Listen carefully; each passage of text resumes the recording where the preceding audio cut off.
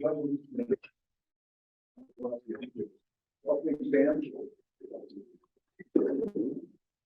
allegiance to the flag of the United States of America and to the republic for which it stands, one nation, under God, indivisible, with liberty and justice for all.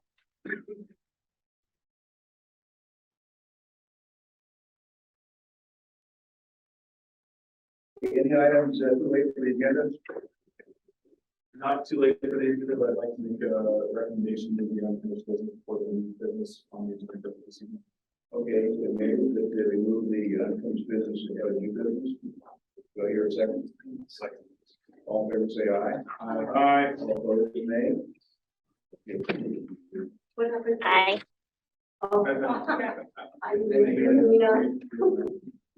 Yeah. Nina, can you hear us? The mics are up there. Yeah. Yes, I can hear you. All right, thanks. Okay, for fun and presentations, take for fun, we share with the board. Yeah. All right, presentations. That's good. Yes.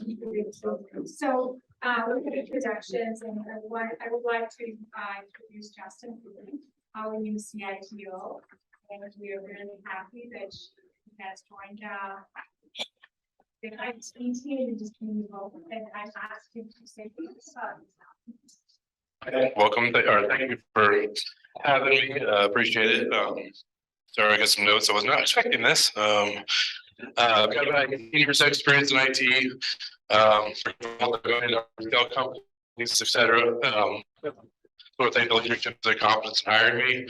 I've got an amazing team to work with and look forward to working for the district and serving. Thanks so much.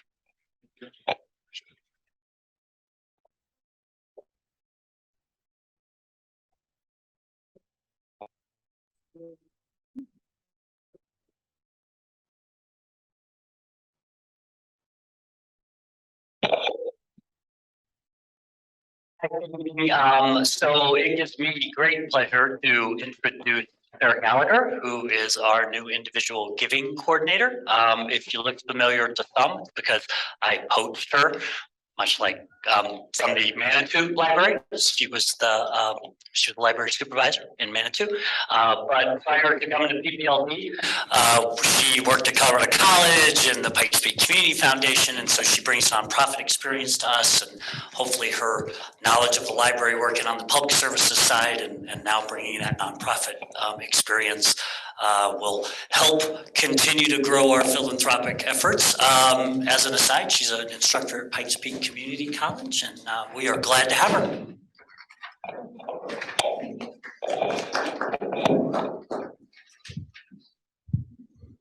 Okay, so we'll go to unfinished business. I'm sorry. Other comment, any 3-minute time, anybody? We have one in-person comment. Jim? Yeah. Like you, Alexis?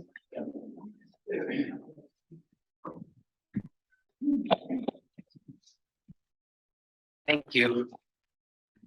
Thank you for letting me come. My name is Jim, and no one asked me to come and talk about this. This is all my idea. I'm trying to represent every single employee in the library district, particularly librarians and the staff that keep everything going. My mic is not working. Is it? Okay, good. As most of you are aware, there is a lot of anxiety due to the First Amendment auditors. I know that everybody on the board probably knows about all this, has heard about it, or seen some of it.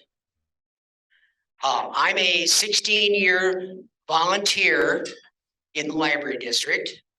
I'm also a donor to the foundation. I myself have been a school teacher and a volunteer fireman. So I was a first responder for 10 years. When I was called to go on a fire or emergency, I went. Because someone called in for emergency, I went. Things are happening in libraries that, as you know, a library will call up and they'll ask for the police to show up. and they won't come. This is not a good thing. They won't come because they're afraid to be sued. As I understand, that's how it runs. I am tired of seeing and hearing these wonderful workers you have, these wonderful people who help, who keep the library alive. They're being threatened. They're being intimidated. I think this is totally out of the question. And I think that you need to, my idea, you need to beef up your security. Now, I've been told that certain reasons why you can't, the security cannot. Okay, here's what I want you to do. I'm asking you to do this. Please consider this as a new policy. Unauthorized film or audio recording of staff or patrons in this is prohibited in this library. That would be in every branch, would have that posted on the door. I'll read it again. Unauthorized film or audio recording of staff and patrons is prohibited in this library. Those who ignore this rule will be evicted. That's my proposal. I want you to consider that as a policy that every branch can have. So when they do call the cops, there's a reason why they called them, and that someone is breaking this rule and they can do something about it. Any questions? I'm done. Thank you, Jim. Thank you. Any other? Yes, sir. Thank you. All right, move on to business items. We'll start off with unfinished business. Consent, do consent. Sorry. Consent. Oh, it is written. Yeah, all right. Make a motion to approve the consent. Minutes of September meetings. Okay. Move to second that we approve the minutes of September 21st meeting. All in favor, say aye. Aye. All opposed, nay. All opposed, say nay. Okay, passed. Okay. Any other concern items? Moving to unfinished business, city 2210-2. URA comments. Page 200 of your package.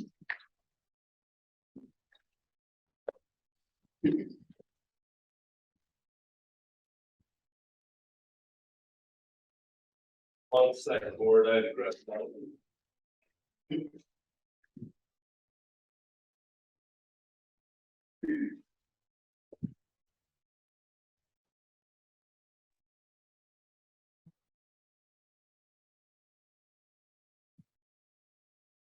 Hancock first. Yeah, that's. Sorry. Oh, you're Got good. got that one after the other one, so we gotta.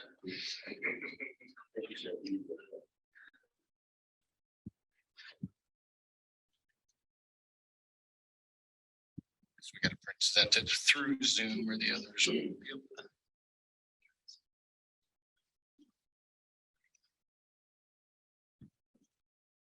While it's being loaded up, I'll go and introduce myself. So I'm Uriah Walker, the executive director with Colorado Springs Urban Renewal Authority. Also, Ray Sullivan, who's the developer of this particular project on him as well. In the audience, I have David Neville, who is our attorney, who also drafted all of the tip sharing agreements and documents in your packet. One question I wanted to ask, since we have, I know time is always an issue, we could always do more of it. How much, we presented this same slide twice now. Would you like us, President Stoll, to go through this one more time to the board, or kind of read through it quickly, or how would you like this to go? Because I just don't want to, I don't want to do that with another presentation. I understand. The first thing I'm concerned about is what is it you need from us? What is it we should decide on today? What is it you want to get back from us? Sure. And that's what we should. Okay, perfect. So the Urban Renewal Authority is asking for a full property tax pledge to this project. The property, if you look in your impact report, and that is on page, let me pull it up here on page 15. It lists out the actual tax generation that should come from this site. Couple things I want to point out to the board when you look through that, pulling that up in your packet. This particular property is on the southeast side. It's at Hancock and Shelton, and it's been laying dormant for many, many years. A lot of developers have tried to build on this parcel, it just doesn't work. There's some major infrastructure issues at the site that need to be addressed, mainly the realignment of Hancock going more east-west. There's also a lot of drainage issues on the property as well. The library district currently is collecting $498 per year on that site. By being a partner with a full pledge, that site is going to generate $33,000 per year for the library at the end of its clock. Another thing I wanted to bring up, we brought it up in our last presentation too. There's a parcel to the north of this property that is not included in the URA boundary. That parcel will become immediately developable because it will have frontage once Hancock gets realigned. That's not only something that's going to benefit the library district, but that'll benefit the city, the county, the water conservancy district, etc. Because without this project going through, that site can't develop. So that's an immediate benefit to supporting the project too. That's about 8 or 9 acres of PEC, which is retail commercial potential. Right. Of course, this is I've already prefaced, this is a Southeast area project. This is an area that the URA board has been focused on for a long time. I've been in this position since 2015. This body did approve an affordable housing project that we did last year. That's on the southeast side. This is more of a sustainable housing project with this retail component in it as well. That retail component has been one of the favorite components of this project from all the tax entities that we've talked to thus far. There is no coffee shop on the southeast side of town, and independently owned coffee shop. There's no microbrewery on the southeast side of town. So these are all aspects that have been very, very popular with the community, and District 2 was in full support of the project as well. The other thing I want to talk about too is this is, and I'll call it a node, but one area that in this body, I'm sure knows about this because I've brought it up many times. We're always looking at what are the big economic development indicators on the southeast side. Mission Trace Shopping Center is one of those. That's already been identified in a lot of corridor studies, a lot of studies that were done with urban land institutes. This property is a node that's off from that. And the more that we can get developed in this area, I think the more attractive Mission Trace is going to be for a future project moving forward. And that's something that would help the community as well. Obviously, we can't do this without support. So when these projects come in front of our board, they go through an application process. We have to go through the Urban Renewal Authority, and they go through each taxing entity. So we can't make these projects work. I wouldn't even bring them to you if we could make these projects work in any other way, shape, or form. So with those being the key things of why I think the library should support the project, and what our ask is, happy to go through the study or through some of these slides yourselves if you want to like look at what the mix is or what kind of retail we're talking about, or happy to answer any questions too. So what your first thing said was starting off with $498 worth of taxes we receive property tax currently now. So 35 years later, it comes about 33,000. Yes, sir. Okay. And we would continue to bring that for all $500 of tax property into the district over the duration of this agreement. The district still gets the base. So all the tax entities will still get the base, and actually with the new development, that base gets reassessed every 2 years. So the base will actually increase as well, which is why that left column it goes up a little bit each year.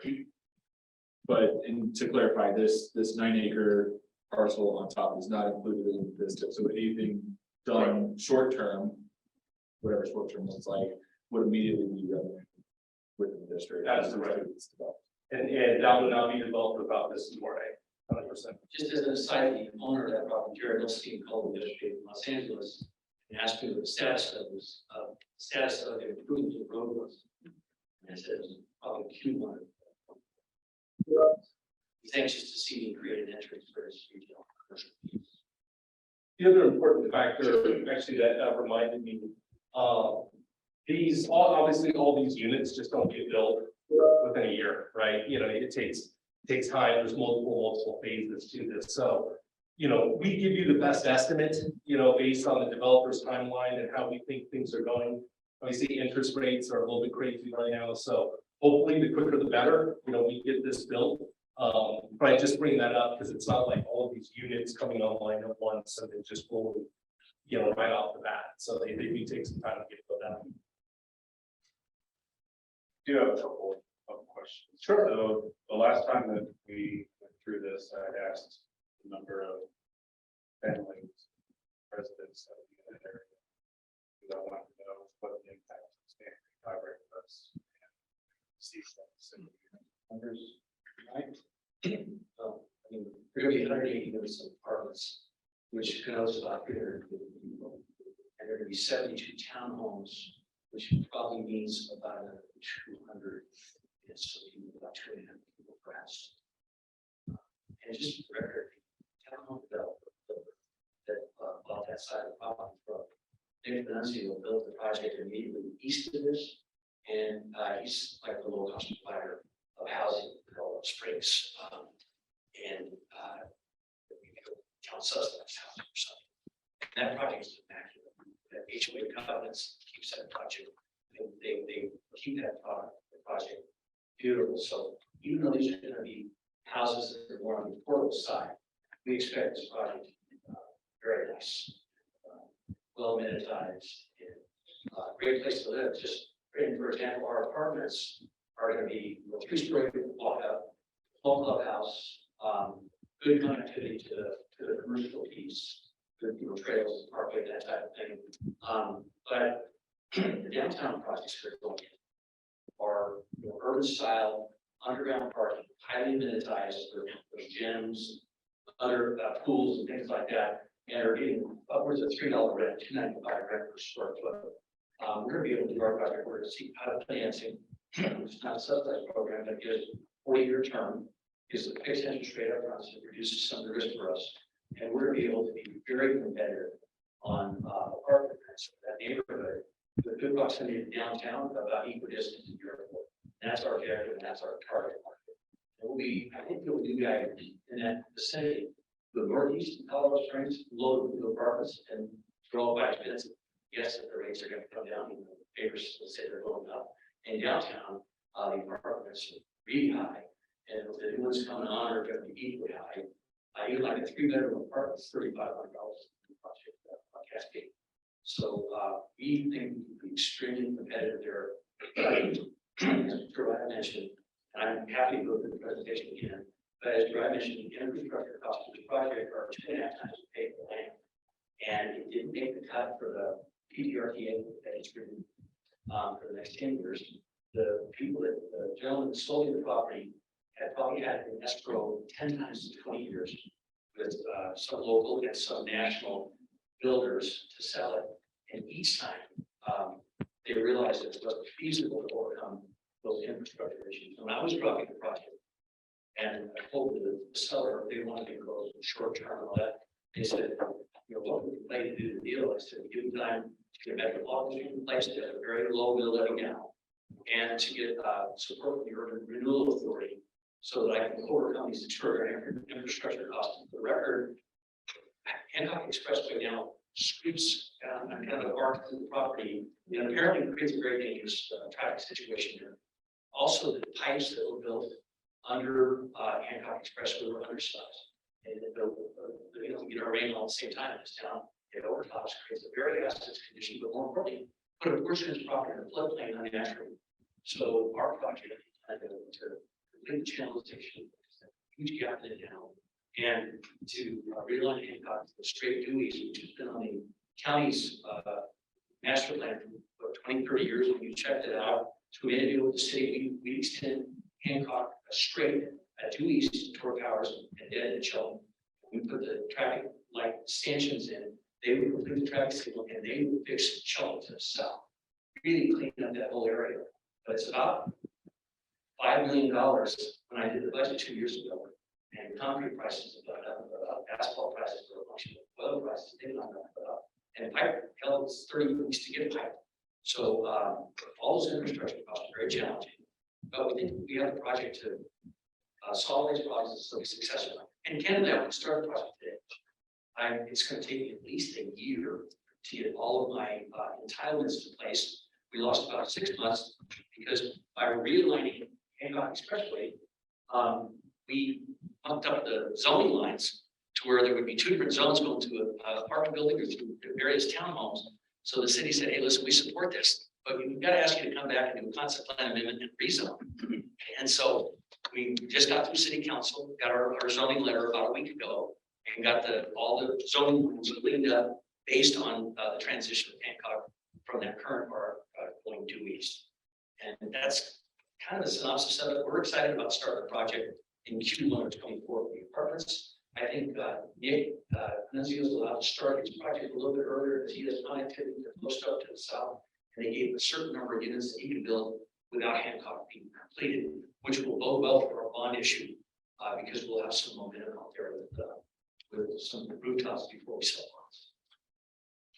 And so a couple things too, Scott, it's really tough to tell exactly how many families are gonna go into a unit. It's just, it's a real crapshoot to be able to give you a specific number on that. I do want to say too, we expect this to go in front of city council in January timeframes when we expect to get to them. We'll do a work session with them in December. But that's when we're looking for this to be finalized. Okay, so the reason I asked about the number of families is obviously this isn't the only URA that impacts the Sand Creek area. I think we had a couple other ones that we voted on in the past that impact the Sand Creek area as well. So we're adding additional residents without additional funding besides the base that we're already protecting. And we wouldn't get any additional funding from those property taxes until that 25-year period. Well, you get the additional base funding, but you also get a parcel that's going to develop because of this. So I Yeah. understand. It's, but for me, as being on the board, I look at the bottom line. So we would have to support these families and these people that come in and rent or purchase these homes after they're built. But we don't collect any property taxes until the 25-year period ends. Sure. So yeah, I understand. Yeah, it's an investment. Eventually, It's after an investment. 25 years, yeah, we'll start getting funding again.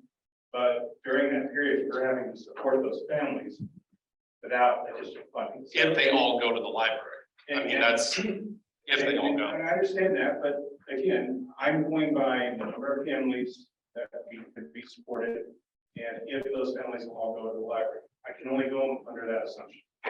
Okay. So 100% assumption is the only assumption, like 100% of those people will go to the library district. That's what we hope for. That as a board, we hope that everybody goes to the library. No, I agree. I'm just saying that that's a bold assumption to say 100% of the people that will be there will also. Yes, yes. So anyways, looking at the table that was put together for this, if this is not approved until or construction doesn't start till 24, does that push the timelines out? So you would be collecting the first incremental in 26, you would be collecting it in 28, which would be 2 years after. Because according to this table, you should be collecting the incremental in 26. So Yeah, is that still the plan, or is it going to be pushed out based on the approval? Yeah, for my project, we'll build our street. So it's probably about. We start at 224, that's the infrastructure side. We get the thing online at 25. I think we'd be on the tax rolls for either 25, depending on COs, and when the assessor catches up, or at least for 26. But the 25 years, I believe, starts when I get my approval from city council. So to the extent that I'm not generating increments, it's just diminutive to the amount of bond money that I get. So it's incumbent upon me, and I think that's part of the whole inducement is, hey, you got 25 years to amortize this bond and hypothecate, sell the bond to a third party based on that absorption. So the longer I wait, the less money I get. And I don't think infrastructure costs to be any cheaper. So I am highly compelled to get the project done. It's just getting through development plan. All of the drainage studies now take forever because of the new rules that we're subject to. Getting the HUD financing still takes an average of 46 weeks. We've already started on that. So it's not that we couldn't start earlier, but we're hoping that the inflation tames down a little bit over the next 12 months. That the interest rates come back to earth a little bit, because like I said, with other loan, I can lock in my loan up front and go back permanent. I can't do that on my other credit facility. Take that risk. But I don't know, I think, we think that it's got a lot of promise. We love the neighborhood, there's an opportunity to serve the airport area, there's supposed to be 26,000 new jobs out there. Keep hearing that, I don't know if it's true, there's some big projects being done. I don't know if these guys go live there, not gonna want to drive all the way downtown, I don't think. And the kids who live downtown now are moving out as far as Marshall. And this gives people a chance to, be within 10 or 12 minutes of downtown. So I think we've got a good spot where not competing with the downtown. So the 25-year period doesn't start until 24 in the city council. No, it would start in January It starts in 80 through 2020. and it's up to me to try to comply. So that extends this past the 2046, right, to 2048, or is it? No, Are we still going to 2046? we're going 25 years from January 2023, if council hears it at that point in time. Could be a couple, they might delay it until February, who knows, but somewhere first quarter of 2023 is when we expect to get this approved. Okay, so 25 years from 2020. Yeah, always 25 years. So 40. So 48. And then does that increase, I'm sorry, does that increase the incremental as well? Because you're adding. No, same numbers. Same number, like the numbers would be exactly the same because we still have that same amount of lag regardless of where we start. We might be going a year later, but it's all relative. It's the same set of numbers just being shifted either up or down a year, but it'd be all together. It's not going to change the data. And what is the rental cost for the apartment? And I imagine you're selling your townhomes, or are those also rentals? Well, Nick Peninsula is going to do the town. His business model is for sale. Okay. So there'll be 72 homes for sale in the neighborhood south of the apartment. The apartments are for rent, and I think the rent will be around 210 square foot, but we need to be right around there to make the math. But so if you figure our one bedroom units are around 650 square feet. So around $1,390, maybe $1,350 for a one bedroom, and then the two bedrooms about 850 feet. So around in this neighborhood, $1,600, $1,700. That's probably $300 or $500 a unit or less than downtown. But it's a long time to compare and error to see what the rents are going to be. But I know that I just did a project on the west side of it. We think it would be about $400 less on this project just because of our land bases. We're not dealing with soils on the west side. Yeah. And don't move too much. And this is a very flat piece of property, very fair to buy it. And I think we can build this very economically, and candidly, lumber prices are coming down about 70%. Just to give an example, on 30 units, I'm starting at the low school, I've just finished the foundations. Our lumber pack for those 30 units has come down $200,000, which is almost $6,500 a door. And then to the extent that those costs go down, we're able to pass that through to the potential renters. And obviously, we want to give them a reason to live out downtown. That's the whole. And I will tack on to something that Ray said too. When this body approved the Almagra project, which is an affordable housing project, that's still trying to get financed because they're struggling with the interest rate environment right now. So we're hoping to get that closed by the end of this year, but it might go a little bit next year. But I will say this, it was funny. A lot of people talk about, well, affordable housing, we need more affordable housing down here. I actually got criticized for bringing the affordable housing project on the southeast side because the southeast side doesn't want to be known as an affordable housing area. So while we need it, we definitely have lots of supporters. There was a lot of people that said we want new housing down here too. So we need to figure a mix, but it just kind of goes to the concept of, each project has to be judged on its own. The community really needs them all. It needs affordable, needs attainable, needs market rate, needs the whole mix. We had that because this is we didn't do enough. What the paperwork is this high. I've done a HUD assumption. But it is a target area for HUD.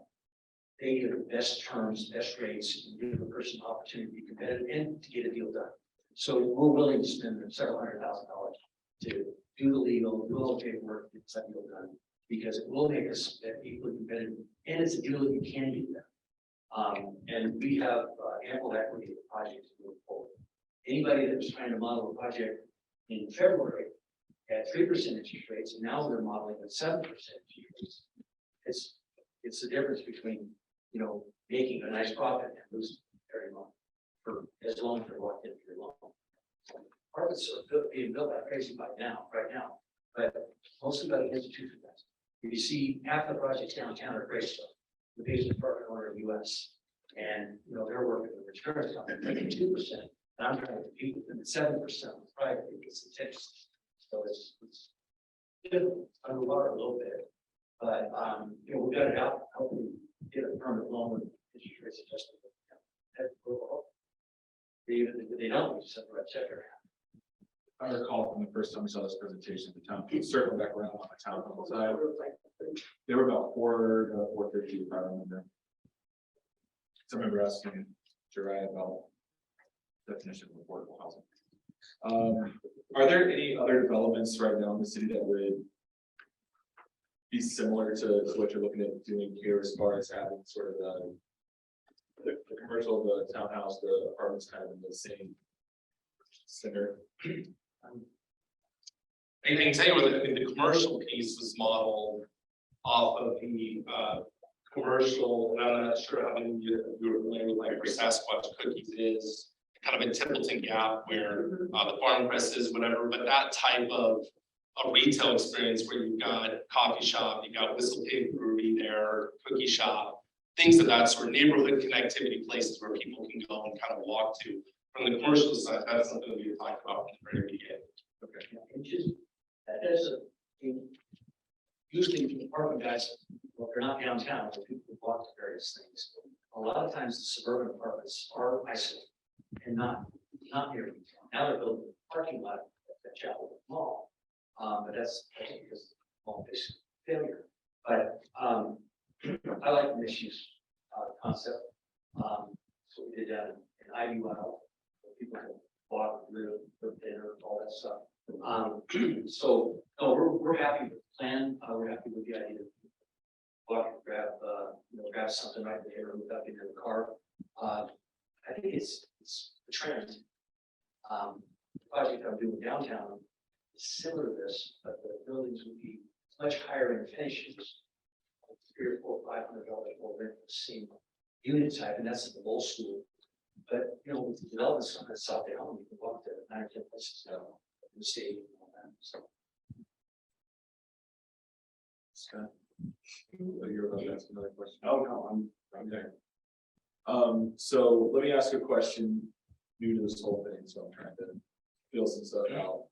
What would it look like if we were less than 100% in this? If we were like a 85 or 90%? From And just lower our bond capacity, and candidly, interest rates on bonds doubled. You know, we got a bond at 3.25% out at Marshall Bradley a year ago July. Now we'd be in the mid high 60s. So that's going to diminish dramatically the amount of bonds that we get. But it's just if you got 15% of it, and I don't know who ever it was. Well, it was a Bruce, yeah. Right now they're currently 3.5 for last year. Yeah, no, so you know, it would probably affect us by 4 or 5%, $200,000 to $300,000 in bond capacity. So it just means we have to put additional equity in the project, and you know, it's teetering now. I think that the projects go. I'm not, like I said, I would start at 7%, but we keep that 10%, 8% inflation on top of 8% inflation. At some point, your baseline is up here. So even if the prices are still high, it looks like there's no inflation. That's what we're kind of counting on for rates to be able to come back down. We're borrowing money in the 4s now, just our regular construction financing is 7.25%. The Fed's promised to raise another 1.5 in 60 days. So we might borrow the construction money at 9%. Pretty brutal. It's double what we pay. It's turning more sense. It's a different credit facility because of that. So, I mean, it's just, it's pure math, but, you know, if you guys kept the point, it probably cost me, in the bond, we think we're gonna get about 5 million in bonding, net bonding. So, probably cost me somewhere.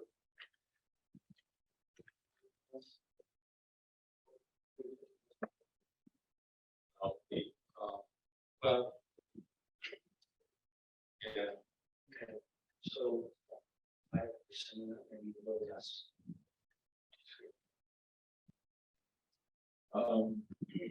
All the other taxing entities.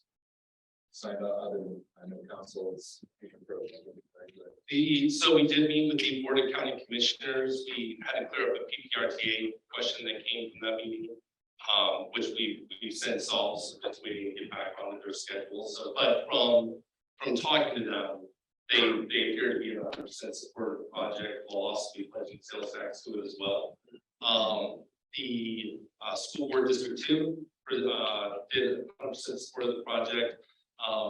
The Southeast Water Conservancy District should be up and with them in a week now. And in city council so far, at least going through the process and going through some initial budget committee meetings, they're just excited to get into the top budget. You know, in this particular section, it's hard, it's hard finding, you know, the private capital to go in, but also what are the eligible improvements, because you have to be public improvements to really even to come through my door. And so not only do you gotta have the, you know, capital investment that's coming in and have some secure land from the seller, but you also have to have a reasonable list of public improvements that are going to meet that test of all the tax entities. So they're just tough. You know, they're each one of these projects are hard to do. And of course, you don't hear about all the ones that don't confuse. So I only bring the ones that have a gap that we believe 100% support in, and that we feel confident. You know, and again, too, I always talk about, I know, you know, we did that library study. We went over that, I think it was a couple months ago now. We're always talking about the ripple effects. It's like these, yes, these were investments, but I want to get away from the scarcity mindset and look at more of an abundance mindset about what are we going to get that's going to come around these projects that's going to bring new revenue in the door or add people to this community. We need our tax entities to be partners in these. We need to be able to also show how we're providing these other benefits. And I just don't know of another better benefit, parcel just to forget the safety issues, forget the major construction issues, and forget even how much the bills are going to be going up for this entity, or how much money is going to be coming into this entity as well as all the others, just from developing something that's never been developed. I mean, it's continued to sit, it will continue. You know, and just, I mean, I want to reiterate that point. You know, I did my feasibility study on this thing after being told Christian Holmes and said, "Big guys, try to figure out a way to make it go." And then the owners of the property kept thinking, well, they're doing this taxing for the Patrick Regional Transit Authority, and the county wants to go. When I went to the county to make the presentation, they said, "How come PPRTA isn't paying this?" So, well, they just published their new list of roads. We didn't make a cut, so we're another 10 years out. So, it's just not reasonable for somebody to. And the idea that they're making a private individual correct the traffic and drainage issue out there it's a little bit hard to believe, it's very onerous. But this property, I will think it's just not feasible to develop without the support of URA. And I do want to let you know, even though we're not a city council yet, we have to get the various bodies like yourself to bless this thing and support it. We have to make recommendations for approval of the council. But when I did the metropolitan district, that was a more expeditious process.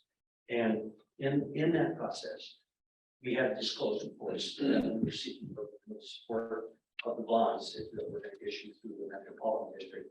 And we had all that modeled by D.A. Davidson, our underwriter, and Durad, and the board has worked with them for years. They did a couple of projects directly with the board. And they modeled it all, and without the support of the Urban Renewal Authority and the notice from the metropolitan district, I couldn't get there. Just it would be like paying 3 times what 4 times what I would normally cost. We're still going to have to contribute a couple $1 million to infrastructure. It's not like it's a panacea where the urban renewal and the bonds, especially these interest rates, are going to pay for everything. They're not, but they take the edge off it to give the public a fighting chance for the future. And, you know, if having more people at the library, my instincts would have been that was a good thing. And I realize there's an economic burden associated with that. I'm not dumb. But anyway, so but it's like, I think you want people to go to the library, and I hope this area is the type of property where the people will support the library. But, you know, I don't know what percentage this looks, but every time I come here, it looks like it's got to stay on channel. It's not going to be around. People probably want to. But anyway, I've asked for your support. If you have more questions, or if you want a formal presentation, I can sit through it. And most of you probably see it once, not twice. Okay. So, anyway, happy to do that. Well, really, the library, the fact that we have a budget that we share among all our libraries, make sure we can reach out to the communities, libraries are looking for. And that's based on what we're doing right now. So by adding more folks to that, what's the impact? Because we're not getting any more money in our fund to be able to do the things we'd like to do in the library. So that's part of our. So it's kind of, you know, it's like we're putting a rock and hard place. You know, we need to provide money to support projects like this. At the same time, we take money out of our pocket. So we can't do things for the rest of the community in our libraries. So that's an issue we have to face with each and every day. All right, let me, so the only thing I want to say, it's not money coming out of the pocket because it won't be built unless you support it. So that's what we got right now. What we've got is the money that's in your pocket that you will continue to get. So it's not money out of pocket. The other thing I'll mention, these URA projects are community support projects. The library needs support, county needs support, city needs support. We all have to be in this together. The ripple effect is bigger than how many people in this are going to go to the library. You know, will the community look at the library as a supporter in urban renewal projects? Will the community be there for when you want to deep roots and when you want to know money increase? And do we have enough people going through the doors to expose them to the library to get them on the same page? But yeah, we want to support the library and all the great things that are going on. So and I know it's difficult because when we look at these and we outline, you know, these dollars, it just looks like an Excel spreadsheet. But these mean so much more. This means so much more to the southeast side. Each of these projects are their own, you know, they have to be judged in their own way, in their own fashion, but it's bigger than just the dollars coming in or just the patrons that are going to go to the library within that area. And again, hopefully that other person develops immediate benefit from supporting this project that you would not have all. So you got to look at it at what you're getting, not necessarily what's going right now. So, let me ask a question, because I feel like that's the first salvo of the negotiation. I would think a little bit different than you're right. I appreciate what you said about that. But I mean, I obviously am not coming in here trying to negatively impact the community. I'm trying to do something I think is worthwhile and productive here and hopefully profitable. But we're talking about $33,000 of build out. Is that what you said? For the tax increment? Yeah.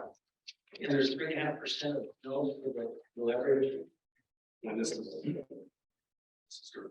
This is what we do right now. That's right. I just want to kind of get a perspective of, you know, if you feel like you're moving out, okay, you're just getting out, and this is. And so, generate. We'll get the third. Right. And not to get. Okay, well, and you asked the question, how much is going to impact me? I wasn't talking on my phone or texting. When I looked at my phone, I was doing some math. It's also calculated. So I don't know, even at the full increment of $32,000 would be one of those things where you said, even that wouldn't support our contribution of people that are going to come through the doors of the library. I don't have a context to it. But if you're thinking that it's unfair to me somehow to ask for the whole increment, I mean, it is a direct cost by losing the mills. And I don't want to violate the spirit of what the URA is trying to achieve globally through the city. They're trying to ask the various taxing authorities for support for projects that they highly scrutinize. To start the process, I put up a check for $65,000 so that they can hire a third-party consultant to say if when, or I forget what the expression is, like, if not for the URA, would this project get done? And But for you are with this project. And so, we paid that, met, virtually all the criteria except for oil derricks or something like that on the site. And, so I'm happy to have URA support. You know, I'd love to get the library support. I hate to think the idea that our project being built is going to negatively impact the library. I always thought that, but I understand that everything has a cost associated. And one thing we can do with development agreements too, is that if you do get to the point where you're like, hey, we want to do a bill increase, or we want to decrease, and decrease first and then do the bill increase, however you go about it. We can build in the agreement where you get, you know, this doesn't include that excess bill, you know, for instance, so you would be able to reap some benefits from the development in that way too. So we can structure it that way, if that's something that this board would be interested in, because then you talk about David.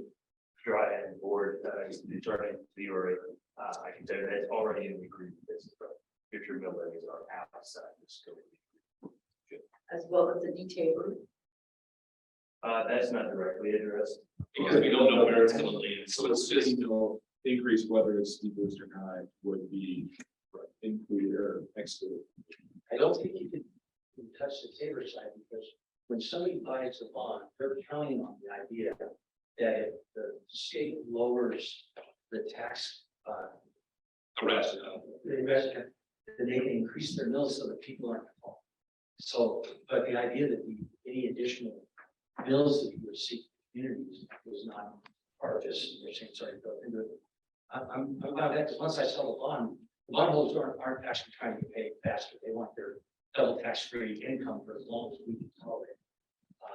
So anyway, I just want to throw it out there that if it's material that sharing in the mills is something that you're seeking as a board versus just supporting the project outright. I'd rather have the discussion unless you go against my project. Randy, we have a county law. What's happening on a monthly basis? So just to kind of go back to what Charlie was saying, we're not paying anything. We're just not getting the incremental property taxes. So it doesn't come out of our budget. We just don't get the budget. Well, that's what I'm saying. Summary of that tells us. I don't know the answer. And some of these stories are actually gonna be rolling off soon. So Golden Lease residential is rolling off soon. University Village is rolling off soon. So again, investments in something and now there'll be a return coming on that shortly. So some of them are rolling off. And I also brought there too, since 2018, which I think is when the first project I brought to the library, where only one has actually been developed all the way through yet, and that's the Marriott Hotel. So they take time to deploy. There's nothing really coming out, not a whole lot of people being added into the library system because they come in phases. So as they get developed, others roll off and the community benefits from that investment. It's actually a great tool. Yeah, what I'm suggesting, maybe is we have to look at, so tell them how much funding that we might ordinarily receive is being diverted. It's tied up, right up in the URA budget. So just so we know what's going on. And that happens over a period of time. We're talking 45 years. 25, okay, I'm sorry. Seems longer than that, but 25 years until we get something turned on that will help into that. And we start receiving more in tax funds in our budget. So for 2022, we're deferring $246,799. All the URAs, the libraries. What did you say? 246,799.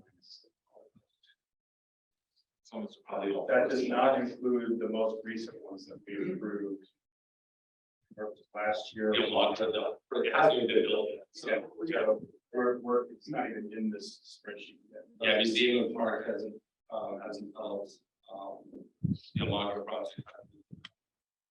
But that, I mean, that number includes those that still haven't, like the True North Commons hasn't even started yet. Correct. And according to this, it probably won't start until 24.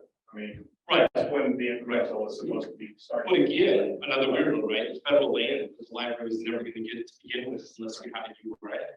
So you would have never, and it's all commercial, no. So that's kind of what we're looking at. If I look at this spreadsheet and I look at all of the ones that we're currently deferring from 2020, well, all the way up to 2044. Again, that doesn't include the most recent ones that we approved. We're looking at $15.2 million that we deferred. But that's at the end of 2044. And if I'm not mistaken, I have to research that, but I find that high, but. okay, again, I'm going by what the spreadsheet shows, and it shows the deferring that we're starting from 2020 all the way to 2044. So all of those projects, Southwest Downtown, Tejon, True Commons, South Nevada, I don't want to go through all of them, but there are some, as you pointed out, that Sure. are ending within either the next 5 to 10 years. Or some where those projections don't count because they haven't started. Correct. So, So I again, have- so like Southwest Downtown hasn't started, True North hasn't started. The Tejon Castilla, I don't know if that one has started. yet. That's the only one that has actually been completed all the way since 2000. And the total for that one was 712. So again, I'm going by what I have on this spreadsheet, and I think this is something that Mike put together before I retired. And so that's why the newer ones that we approved are not on this spreadsheet right now. So that's kind of gives you an idea. Doesn't seem like it's a lot, but it does add up over time. Okay. Aaron, do either of you have any questions or comments? If you're still there. Hello? I'm sorry, my Zoom just booted me and I, so. Good time. I'm glad. And I think that I understand, I can see that, Southeast project being, a great project for that area of Colorado Springs. I guess the thing that I keep thinking is just like Scott is saying, you know, we've never seen the money. It's like when you put your money away in your 401k before taxes, Sure. like that, you'll see it. But you end up with a big lump sum sometime, and that's what happened here. We're not seeing it, but our expenses are still the same. Sure. Or they may even be going up for all we know, because we still don't have, our library system is still not fully, we don't have all the employees we could have. It's not fully staffed. There's just a lot of things that are going on, and we're not getting any more dollars for a pretty long while. So we're trying to figure out, well, how does this work within what we have Sure. to take care of the community? But just for the good of the record, we have 25 projects. This is the only one I'm doing in urban development. And I was involved as an advisor and consultant at the South Nevada urban road for San Guadalupe and but I mean, we do tons of projects that are supporting that do contribute to the library. So I would say 1 out of 25 is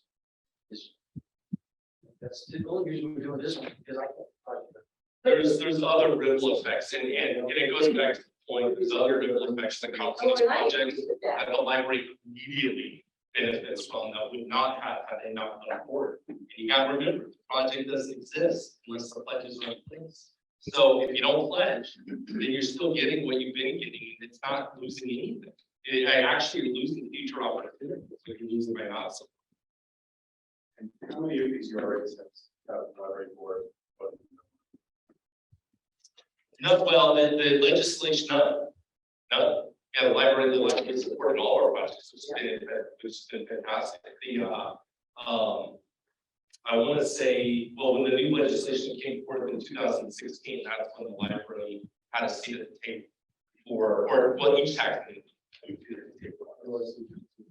Right. But city council. And we said, right. I guess my point of saying is that this may not have been us personally, but this board has always approved URAs. Yes, So and we appreciated that partnership. it's just that when we start getting into the economy that we are in now, it's a little harder for us to defer money at 100%. I hear you. Aaron and Mina, are you guys there now? Peter, you? I'm here. Wonderful. Do you have any questions or comments? I don't at the moment. This has been really informative. Making sure you have an opportunity. Mina, do you have anything to add?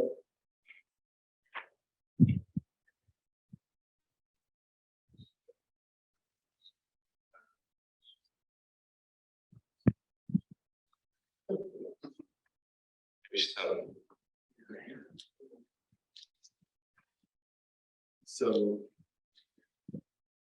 Scott, I see you crunching lots of numbers. I'm just, I'm going through rules that are being passed for the idea of if we don't do 100%. We get some money, and I guess this is an agenda for 25 years. So, I mean, if we did the full ask for this URA is 607,294.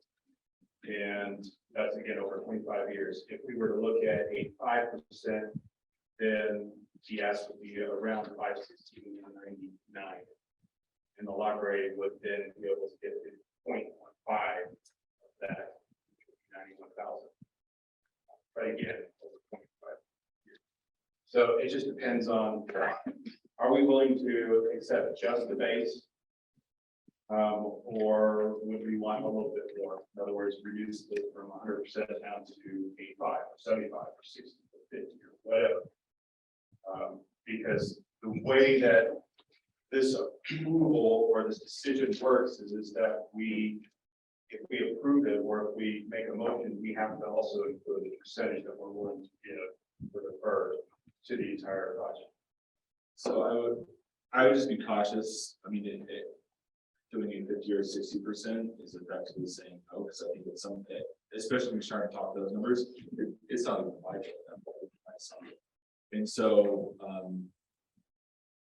if you're going to start picking percentages, I think you need to be that. Oh yes, that's it. I mean, I keep thinking like basically we're on fixed income. It's kind of the way you look at this, and we're trying to bring in 7 more chickens to your house, and so I'll find a way to feed them. Not talking from experience, just hypothetically speaking, when you decided to bring in 7 chickens into the house. Then they're and so, to your point, like, yes, we want 100% participation from our community in the library. Like that's what we want. And we want to be able to service every person who comes into the door. We don't have 100%, of our population, of our community coming in as patrons, but we do have some percentage. I don't know what that breaks down to off the top of my head. So to your point, the 100% assumption, although we have to be prepared for 100% of people that come in the door, reality is that's not going to be the case. But even if it's, call it 15 or 20% to start using the library, that's another 120 people that library is going to take. And so we need to make sure that we have the ability to bring staff on and provide electronic, the ebooks cost an unbelievable thing that doesn't happen. And so like, we have to be prepared for those types of expenses on a fixed income. And that's where we're coming from. And so That's the question. Yeah. This is like a generic discussion. Or it relates to whether or not they can afford to support the wording. Projects that come through. Like I said, this is one out of 25 projects that I'm asking for support. Is it generic, or is it that my project doesn't need to live assessed for the blessing of the library? That's what I'm trying to understand. I'm trying to make a case for my project, but maybe it really isn't about it. Maybe it's like your constraint, budget constraints, and the fact you got to pay people an extra $5 an hour, you can even get them to work.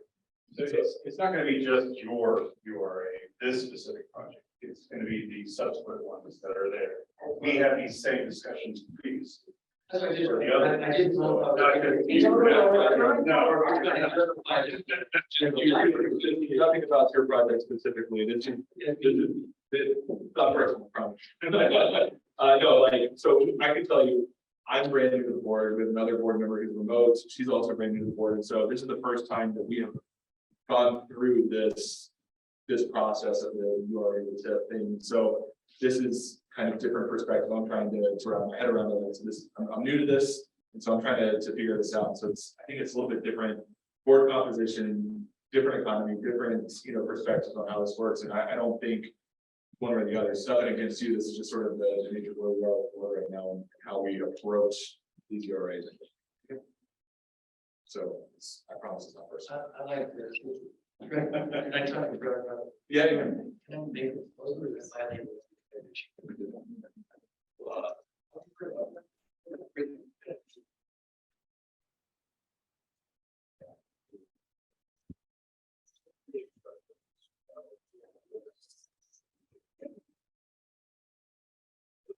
But it's not necessarily no, it's just we don't have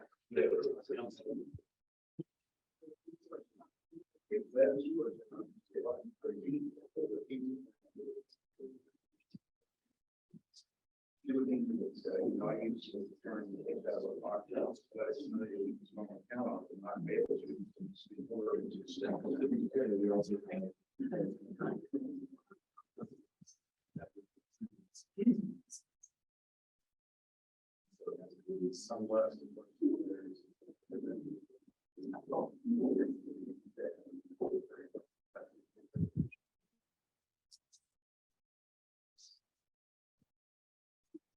So you, I don't know, we have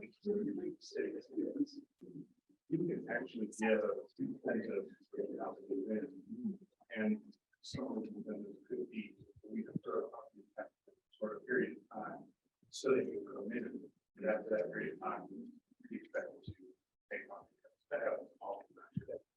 So that's a possibility. I'm not saying that will happen. That's a possibility. That's a possibility.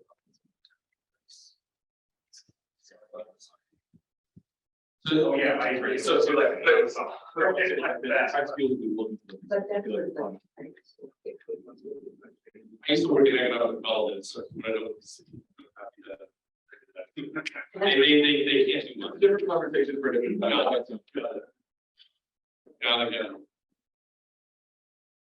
Well, I think overall, take a look at this, it's like every time we have a project like this, it's all based on, well, it's a good idea. It's going to provide some opportunity for the community, it's taking care of some property in areas that otherwise be eyesore, so to speak, and useful for anything else, and all of a sudden turn into something positive. It has been more potential people to the library in that area. What I look at is particular property is the place to send our mobile library units. Because it's pertinent, instead of going to the Sand Creek Library and mobile ones down press, all of a sudden you say, well, what's this other neighborhood? Well, it's a lot of libraries here. What class school idea? So let's possible. We're doing this all over the community right now. So the question is, you have to do that? That makes sense? Yeah. It makes sense. Bring it to them. Let them know what we do in this community, provide their resources. But anyway, it's a possibility. Anyway, if we don't support this, then that makes an impact on maybe this project doesn't get done at all. Our first comments about, well, maybe we don't support the entire amount. It's kind of like, I think we either decide we're going to do it or not. That's sure. That's my opinion. That's right.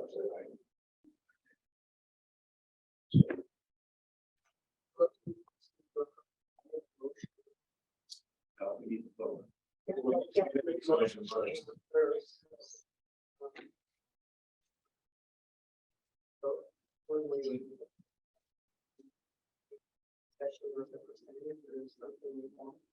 motion has to. The motion has to.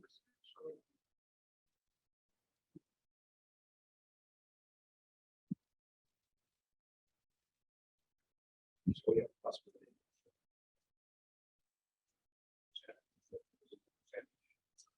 Again, it just depends on yays versus nays. Sure. So, I'll be pretty transparent. I think, especially, you look at, we save $90,000, we pull every, what you say, 85. So that's going to bring in $3,600 roughly annually in the district. I don't know. $3,600 is not nothing, but it's, I don't feel like that's a substantial amount to try to figure out. Especially with having that parcel right to the north.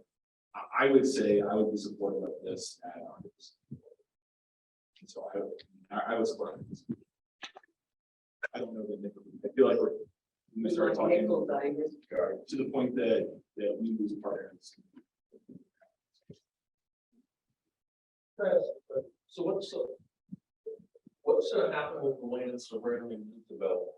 Is that gonna drive, you think that basically helps drive future development for other areas in that? Yeah, hold on, right? So hopefully what we're, it's the presentation. What we hope that all these projects that jumpstart areas around. So we hope that we have a diffused area that has been able to develop in the single infrastructure line, and then ultimately more things coming around it.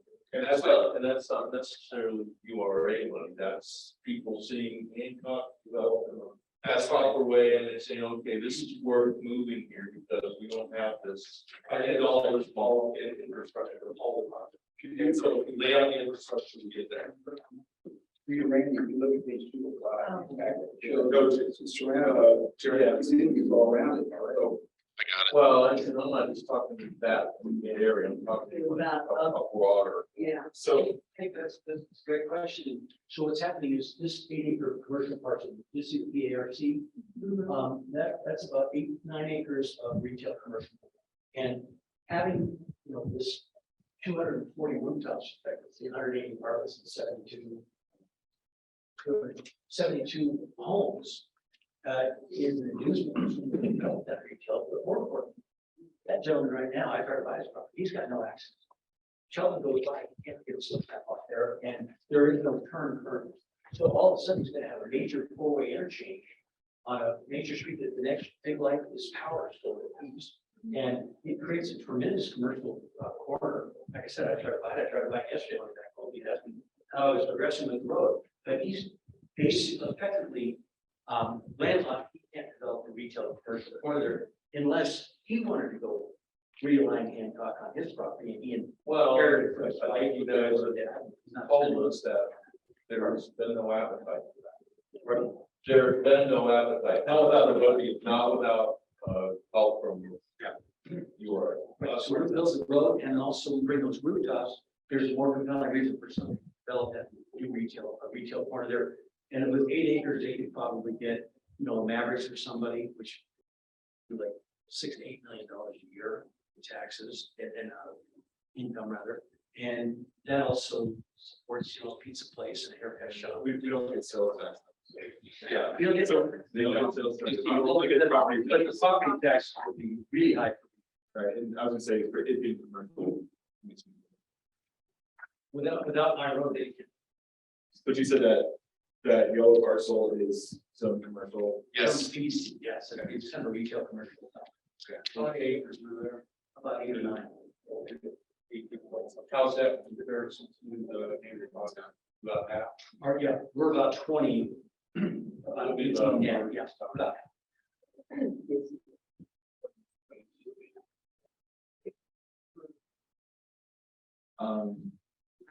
Do you have it?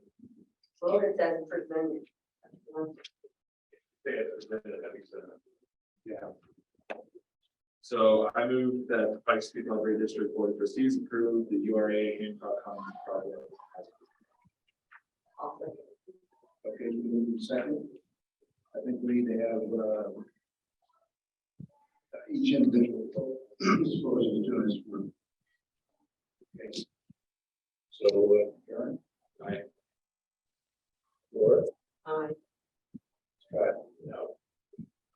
Nina? Aye. Okay, Aaron? Aye. Okay. So let's into another item. So We're really appreciate the opportunity. I know these are appreciate the question. So that's 139. You can come next month if you want. Peter. Another one next month. Move right along here. Hey, you guys better stop at least every 5 years, not every year, every month. Oh, yeah. Finish business item number 2, decision 22-2-3, U.S. support.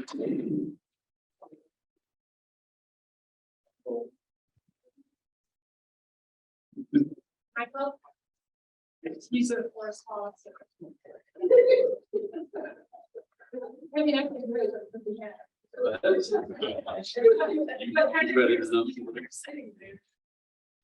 gonna get you up a little bit there, Michael. Till I get to stand up and walk around. Community board, coming to you tonight with the revision of the use of force policy. A suggestion from the last discussion was to move from the board section to the procedural section. The statement of security officers are not allowed to carry or utilize weapons at the library.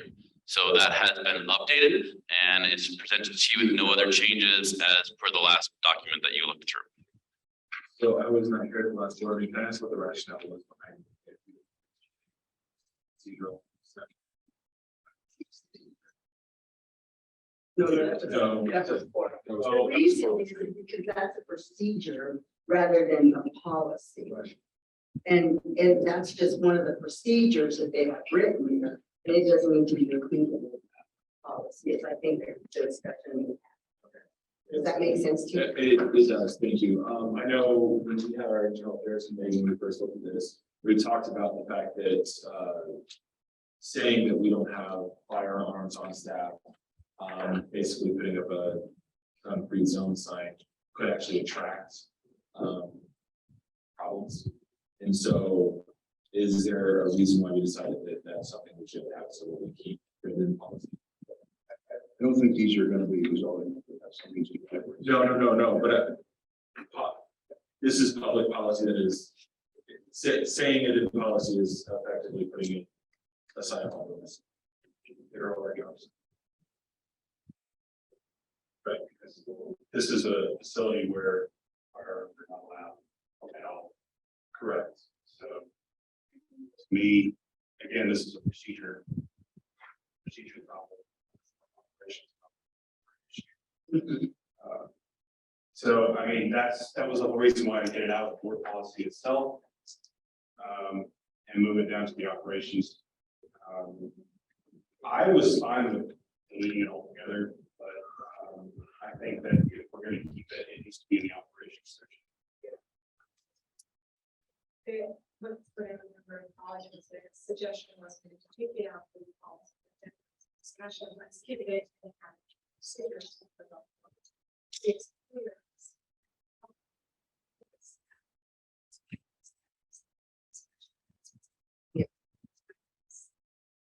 Just against. So, Mr. Graham, I'm going to ask you, on the spot here, how do you feel one way or the other? You have a preference, whether it's written in policy or not policy? So when the policy was originally written, when I came to the library district, there wasn't a policy for the security officers.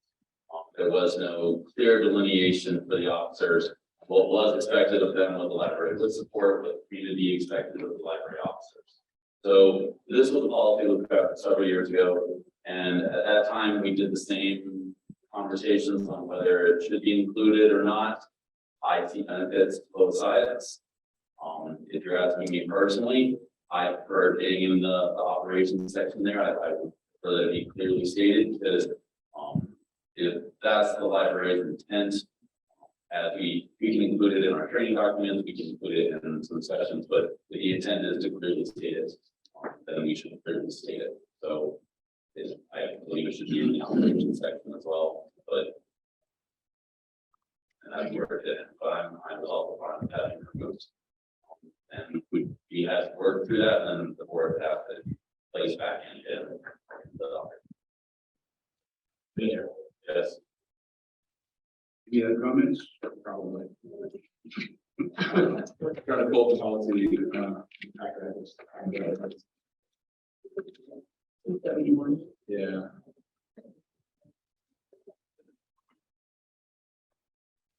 want to keep asking Nina or Yeah, Aaron Nina. questions, but I'm sure that they'll speak up if they do.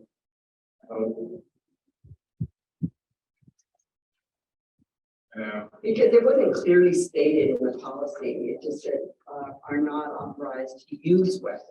Yeah, so I would say, It says it's authorized to use or carry, that are So- not authorized to use or carry weapons. I would make a recommendation that we change that to say are not authorized to use or carry firearms or lethal weapons of some kind, because I don't want to too much of it, because then the pocket knife considered a weapon, yes or no? We want to be able to have a pocket knife utilitarian, not just used as a weapon, or, whatever that happens to be. And so I feel like weapon might be too broad and too limiting to say we want to use or carry weapons.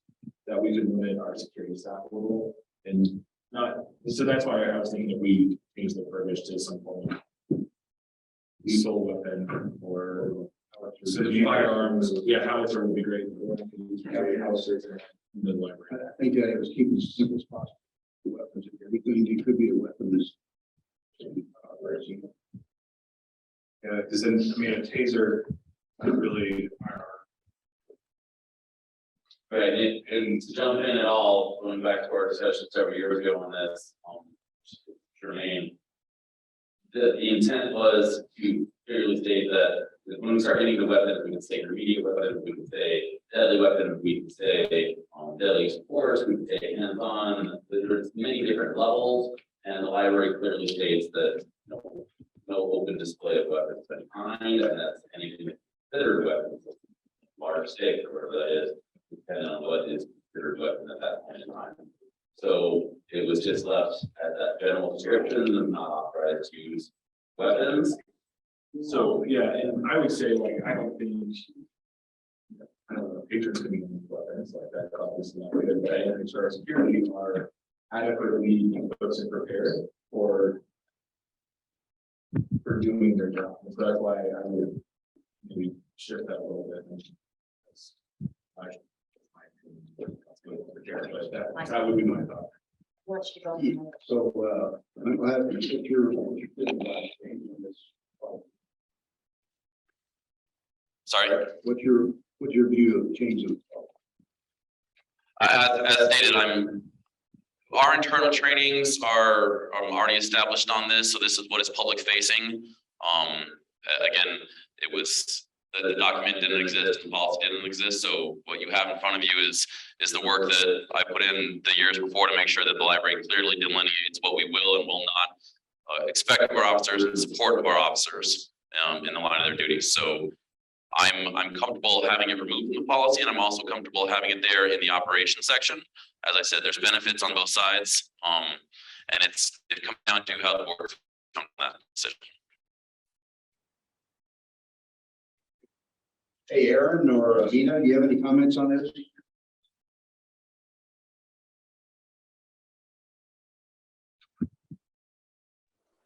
I think of this as, sorry, Aaron. I think of this as operational primarily, but the intention of how I guess everybody shows up is externally facing. So I think whatever is most functional for Michael and his team. That's how I would look at it more so. I was going to say something along the same lines as, I want to go with, that's why I wanted Michael to pick up the microphone so I could hear exactly how he felt about it and what made most sense for him and his team.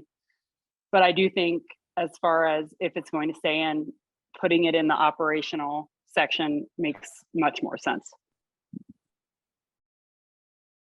I mean, the only other point I would add is that you said you got it in your documentation in your training for the actual officers, right? Correct. So it is on our internal training. But again, that's the operational stuff. Yeah. It changes quite a bit, and I don't have any intent to leave PPLD soon, but if I left and someone else came in and changed that, then it would change the intent of what's going on there. So that's why the board policies are so important, to make sure that the operationally what we write in the operations section is following what the board's intent is. So originally it had been placed in that board section, the policy was approved many years ago. And that's why that board policy is so important to provide that guidance on what we put into that operations section. That changes. So. Yeah, and that's the part also to echo with Michael is that operational procedures, that's how we interpret the board policy. And that's also why we bring it to your attention that we want to make sure that interpretation of that also is done accurately. So, yeah, and I don't think any of our, well, I don't know for sure, but are any of the officers or any of the security officers, are they certified to carry firearms? Is that in their previous professions or in their personal lives?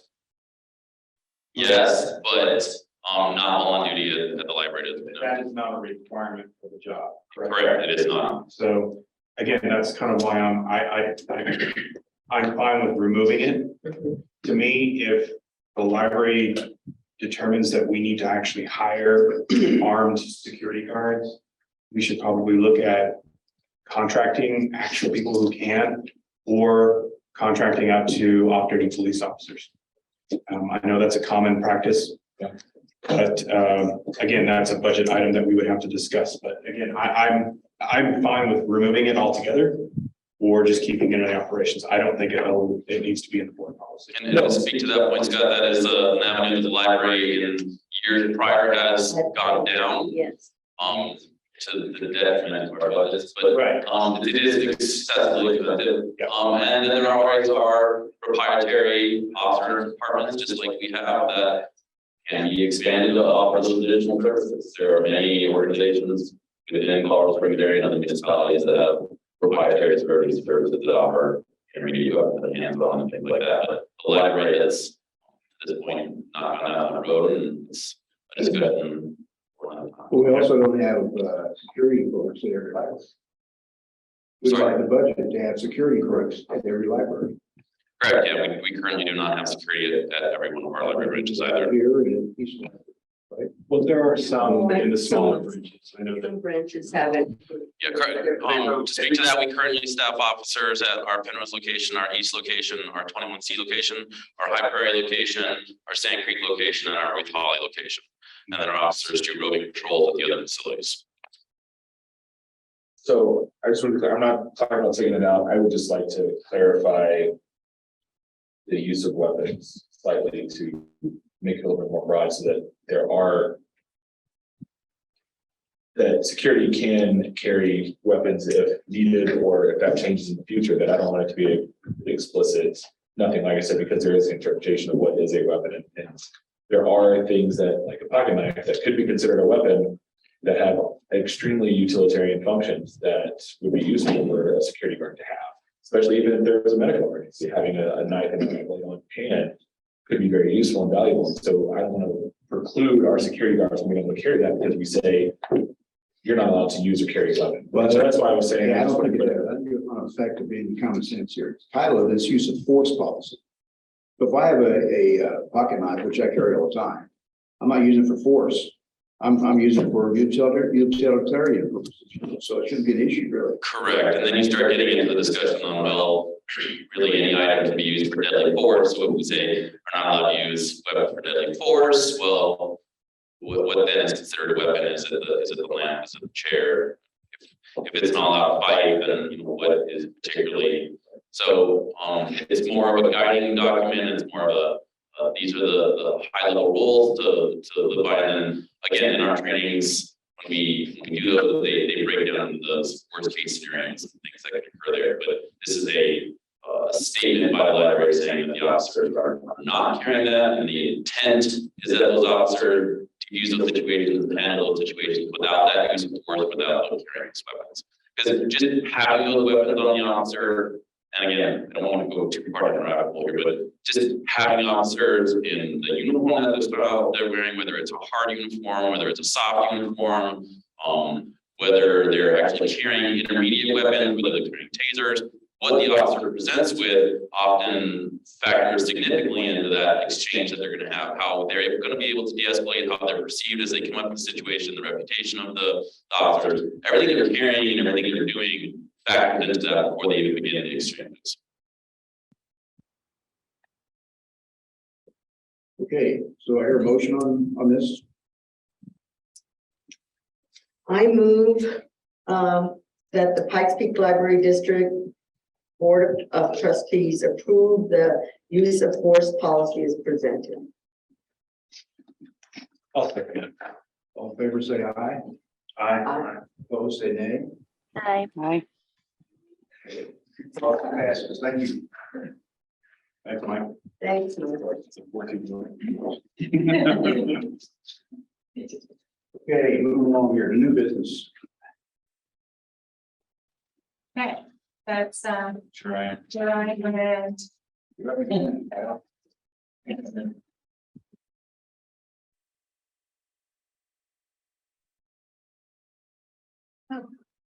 Sorry. I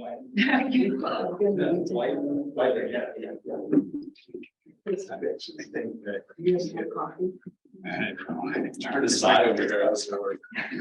I think that after we do the both of them, because we've got other people here, the developers here, I'm sure, so it'd be nice to kind of get through the URAs. Or we can keep going. Thank you. This has been the for you. Well, everyone, you know who I am, obviously just here for design. Really happy to present the Wiser Apartment project. This is within the Citygate URA. The Citygate URA was created in 2006. Sorry, I keep my checking this on this. And it just was never even developed. Over the time, just for a multitude of different reasons, lack of interest, no capital, and really. City for Champions was really kind of invigorated this area of our downtown with the Olympic Museum, and of course, Wider Field, both very, very important to the development of the city. This is what I would always classify when I talk about this project. It's one of our, it's one of our diamond projects, and it's one that we've been laser focused not only as a urban renewal authority, but also as a city as well. I'm very happy to have Laura Newman here, who is representing Widener. And this, of course, is just a project presentation, just to give the board a flavor of what this project looks like. Happy to answer any questions on it. You should have all of these documents too. I'm not sure if they're part of this packet for us. So if there's any questions on the impact report or what these dollars are, happy to bring that up. And then after this meeting, I'm sure Laura will agree with me on this too. If anyone wants to have a one-on-one with us after hearing this presentation, or wants to talk a little bit more, we can have a coffee. Feel free to reach out. You can have my number too. So with that being said, I want to bring on Laura Newman to talk a little bit about this project.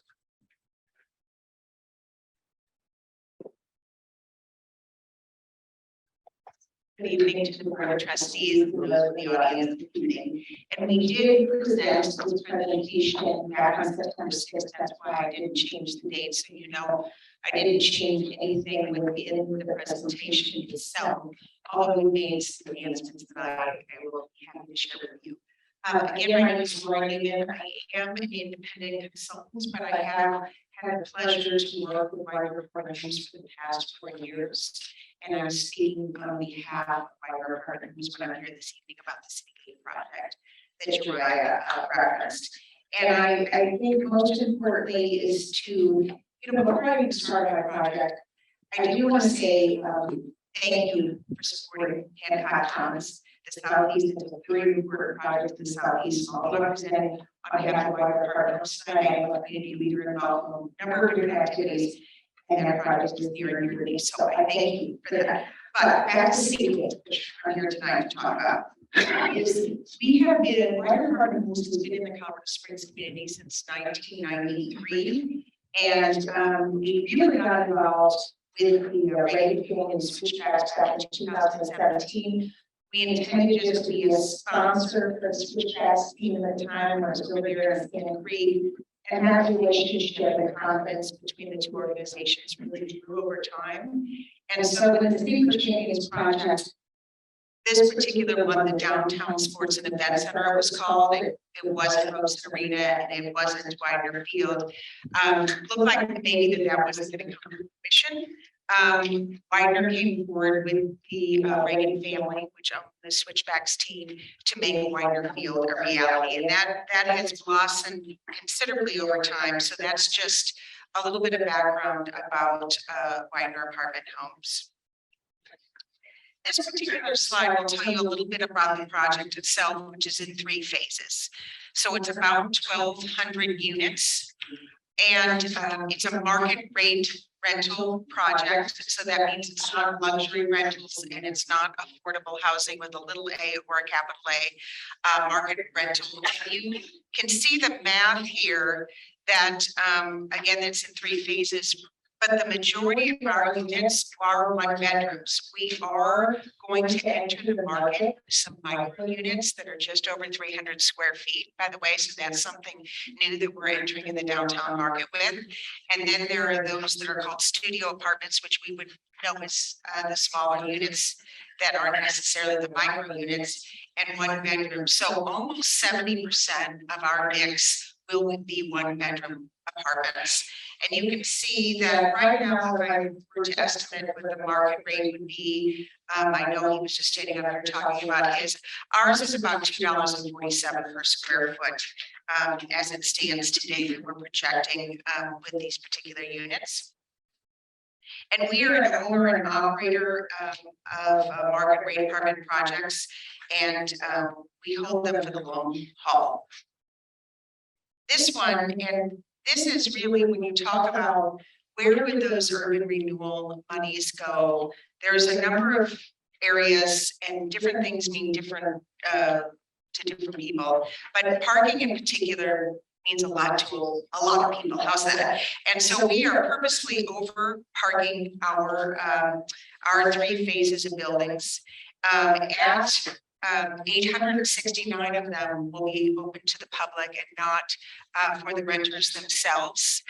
And that cost alone stands right around $35 million to build those additional parking spaces that are garage parking. You can see phase 1. If you're not familiar with, I should go back to that slide, the footprint. Phase 1 is the square directly below the green space, which is Widener Field.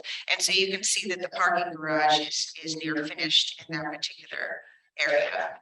And so when we talk about how we would use the tax increment financing, parking would be one of those very specific ways in which we're investing. There is about 37,000 square foot of retail, which equates to in the neighborhood of about 13,000 square foot of retail in each phase. We don't know exactly what retail we will have in those areas. It will be driven by the neighborhood as well as the tenants during an interview process. But you can think that at least one will be a restaurant, probably a gym and fitness area or wellness area, and perhaps a sort of grab-and-go food in a boutique type of salon.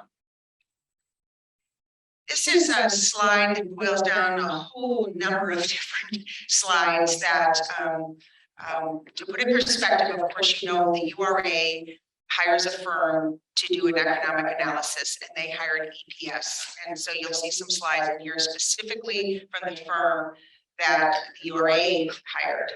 We in turn hired Summit Economics because, and I should go a little bit like the gentleman that presented before me, Widener Field and this development is the first time that Dean Widener, the founder, has ever came forward using tax increment financing. It's a new venture for us. It was driven by the need, certainly in that blighted area, which is no longer really blighted, right? It's soon going to be thriving. But there was a lot of pressure from a lot of different individuals for us to do some public improvements that go well beyond what we would typically do in an apartment and mixed use building. And so we wanted to understand what would be the economic impact to El Paso County. And you can read this, I won't go into great detail, but certainly 10 years of construction and the construction supplies and the construction labor is very significant. That's already underway. Then we used 22 years because we will not be opening phase one until Q1 of 2024. So we shortened that period a little bit, but property management and the retail operations that go on, and then the new households and the economic contribution to the community. And so that's where we came up with this a little over $1 billion of impact to El Paso County with this one development we're working on alone. This next slide would be an aesthetic view of what phase one will look like, which is south of Moreno, again, south of Widener Field. And the construction is already well underway, which I'm sure you're familiar with. And you can see in this particular phase, it's a singular building that's 5 stories over 2. It's wood frame construction with over 480 units. And it has the full amenity package that you might imagine, okay? Pools and hot tubs and sitting areas and a rooftop deck and so forth. And an area of interest, I think my next slide might be this, is 50 of the apartments will actually have bird's eye views into the field for concerts and for the games. This particular area, is my cursor moving up there? There people are walking. That is a public plaza along Moreno that butts up against Sawatch and Sierra Madre that will then cross over Sierra Madre, and that public plaza will continue all the way to the entrance of the Drake site where the current power plant sits. So there's a lot of people very interested in us getting our infrastructure right. These public plazas right, the utilities right, the pedestrian experience and everything that goes along with that, because it matters well beyond our particular development. So a lot of people are very interested that we invest and get things right beyond just our apartment facility. 3 messages quickly to share about Widener Apartment Homes. Dean Widener is not just another developer showing recent interest in Colorado Springs. I shared that with you by the number of years, almost 30 years that we've been here in Colorado Springs. We will be good stewards of the TIF funding, and I'll give you some examples of what we did at Widener Field. And we also do genuinely care about building community. We don't just financially invest, but we are intrinsically committed to the well-being of the entire city and the region. And I'll give you a couple examples of that. The first one is Dean Widener's roots run deep. Probably read about the paper or heard in the news that he was part of the first graduating class of Wasson High School. So District 11 is very near and dear to his heart. So we're doing a lot of work with District 11 as you can imagine. And also just happened to be classmates with Dave Jenkins, founder of Norwood. So you can imagine that these 2 classmates come back together and do something pretty impactful in downtown Colorado Springs. There's this football picture. He loves that we include this. Not really, he doesn't really care that we include this, but we like it. And this next one is an example of how we would spend some of our tax increment financing. And art may or may not matter to this particular group that we are presenting to. But I think what does matter is much like the library, right? Access to culture, however you define it. Is important within our community. So we specifically designed the exterior of our Widener Field to have iconic artwork, life-size artwork, over life-size artwork along Sawatch by the artist Leroy Neiman. And if you don't know his story, very disadvantaged man, started out tattoo artist and did a number of different things, but went on to be rather iconic with his work.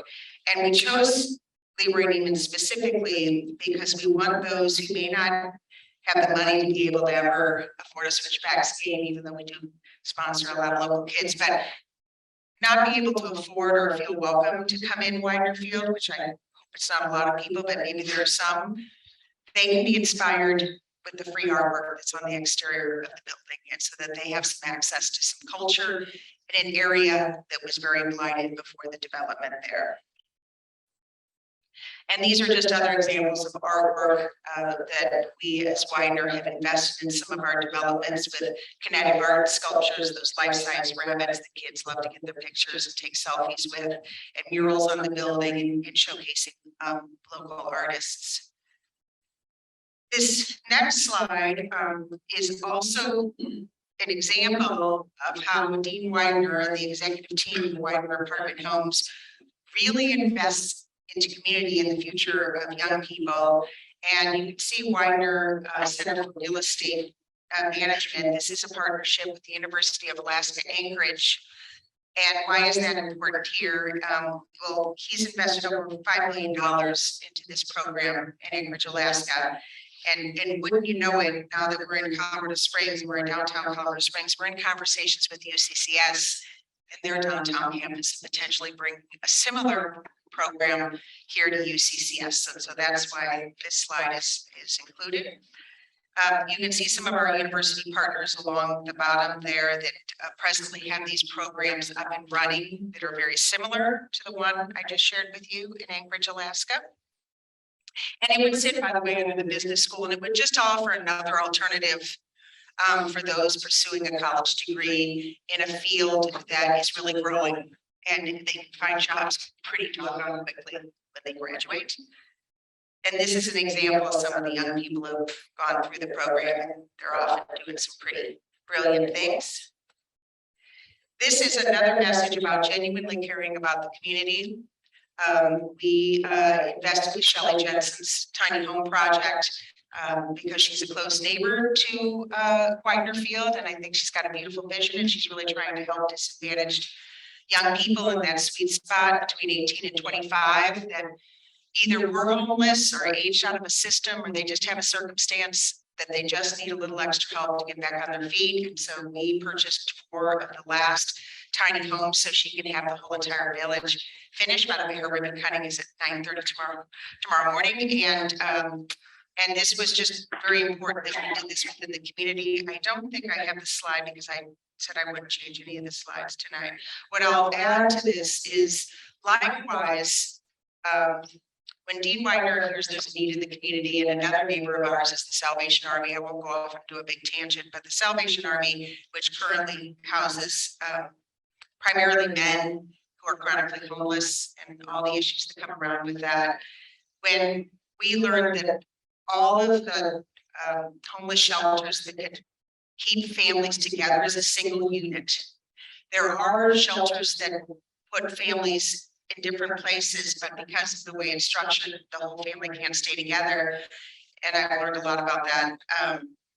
When families are in trauma, they prefer to sleep in their car together than go to a shelter and be separated. It's a very interesting dynamic. But when we learned that that was happening, and we came together with Salvation Army and then RJ Montgomery facility, if you're familiar, off of Sierra Madre, and talked to Springs Rescue Mission, got involved with the city of Colorado Springs, and talked about relocating the homeless men, adults, mostly men, to Springs Rescue Mission, and then investing some money into this building, which if you're a developer, the building doesn't have a lot of life left. Okay, and it has a lot of issues, and most people don't want to invest into a losing building. But it's just a temporary fix, hopefully for the next 2, maybe 3 years, to invest some monies into it to make it into small apartments. So 30 families can stay together. And when you have the force of the city and private, so there's the public-private partnership, right? Then you have the faith community coming forward saying, would Widener match what we could raise? And I don't know if you know Stu Davis with Cause I Love You, and he does a lot of big work, and he gets all these faith community together in 48 hours to raise $94,000. And Widener said, yep, we're in too. We went to the city, and now we have enough money to completely renovate the facility with the help of non-construction and have it open by year end. So imagine that, but against a very tight time frame. But that's just a little flavor of who Widener is beyond building and acquiring apartments in North America. So my next slide is open for questions. Sounds good. Good. The only thing I'll add word is just that public parking piece is critical for a multitude of different reasons. One, it gets cars out of Mill Street neighborhood. That's one of the biggest things we've got is when people switchback games. The parking in the neighborhood. So that's one of the public parking components to this project. It's getting something that's near switchback state or minor fields with people go to these games. But on top of that, it's going to cut down on people crossing someone on the street, which can be a little scary sometimes. If you've gone to those meetings a little bit, cars run pretty fast through there. So it's gonna provide a safer environment, get a lot of these vehicles out of the neighborhood. And provide much needed parking for the downtown parts of the city would both say that parking is the best for even on the southwest side. For sure. One of the big public improvements. I do have a question.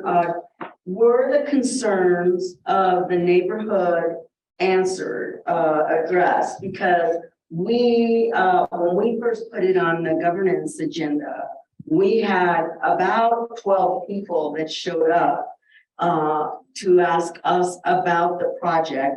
And we were just discussing, having it on the agenda. And I don't know if, I know they're not in the audience, so I would assume that you have addressed those issues that they had. If you're referring to Mill Street neighborhood. Yes. We've had multiple meetings with the Mill Street neighborhood, and I personally invited them and made sure they had notice of this meeting tonight, because one of their concerns is these big things happen and big developers come in and we don't know about it. And to the best of my knowledge, about 70% of the Mill Street neighborhood are renters. And they have an assortment of different people that own their buildings, and the owners of those buildings, I would presume, got all the right notices. I just have to assume that because that's a city process. But the people who live there and call it home didn't necessarily know what was going on until we started moving a lot of dirt over there with the apartment complex.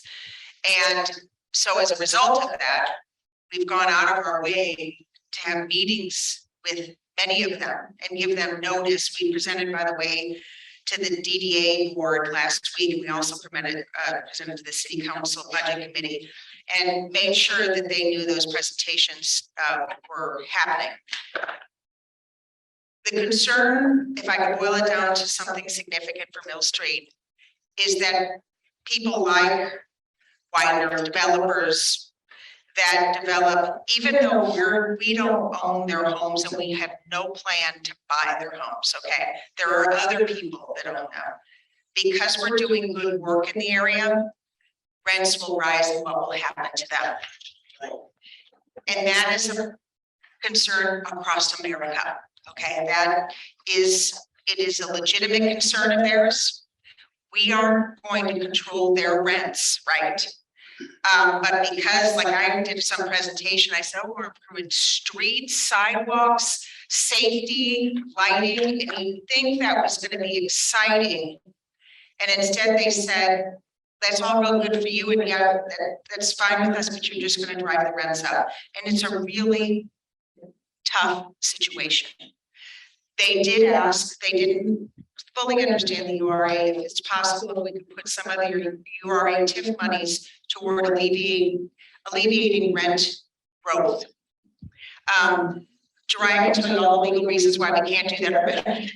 David could, okay, just first of all, it's outside of our district. Second of all, that's not how the monies can be used, okay? And there's all these reasons, but it showed the philosophical need of theirs.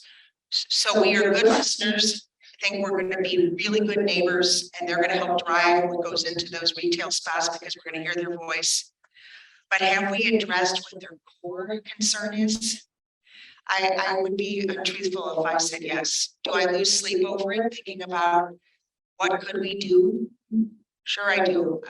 But if they were here, they would say that we're concerned we're going to lose our homes because we won't be able to afford the rent increases. That's what they would say. I think they would say a few other things, but that's the primary thing I think they'd say. So that's my honest answer to that question. They have valid concern. And I can just imagine being, when you showed the schematic there of the little shops and the pedestrian walkway, whatever it was. Yes. Is that part of the property, or is that gonna be the street that's gonna be? It's gonna, because you have Widener and then there's a street and then you're gonna develop across the street as well. Is that the street that you're gonna make it more into a pedestrian walkway, or? it will all be a pedestrian, no motor vehicles. Okay. And it will be completely. Yeah, You can see that it's designated as like a. yeah. completely open to the public. And, you know, you were mentioning bookmobiles, you know, I grew up in the day of bookmobiles, so I know and love them. But, you know, I think about people who want food trucks and things in our public areas. You know, food trucks and bookmobiles may go hand in hand, but it just popped into my head when we were talking about that, because there are a lot of people that would like to see certain type of food trucks and on a rotation in the public plaza area. I was just gonna add on the Middle Street conversation. You know, it's Laura's point, just the fact of being in Colorado Springs, right, you know, is an issue. And I think that's where, and again, you know, we hear Middle Street's concerns, and this developer in particular has gone above and beyond, you know, making sure that that group has been included in conversations and been invited to the table. Not only to things around the development, but the downtown partnership breakfast and the mayor's state of the city. Really sending out the olive branch there. I think personally, the Mill Street neighborhood is gonna have, I think Drake is gonna be a bigger question for the Mill Street neighborhood as far as what happens or how property values rise in that area. The simple fact is whether this was, if this wasn't gonna be a URA, strip out the public improvements, right? There wouldn't be the public parking. This wouldn't be all public access to the public dog park area. None of that would be done. The developer would have the right to build it, because technically it's not in their neighborhood. Technically with the plan they've done. And so it is tough, you know, because you get to a point like, well, you know, this development group does not control the homes that they own. Maybe they won't raise their rents. Maybe the people who own over there won't. It's tough to say. But some of these people have lived over there just for so long, and I think they've had. I'm not sure if owners just haven't decided to raise the rent. Maybe they'll continue to not raise the rent, but pretty tough reminder to control another private party if they use property that they don't know. You know, that's almost a conversation for the people who own the properties themselves. Right. I'd say it's almost 100% guaranteed where it's. So, could you go to the top level picture? Yeah, that one. It's a little small. Where's the public parking lot?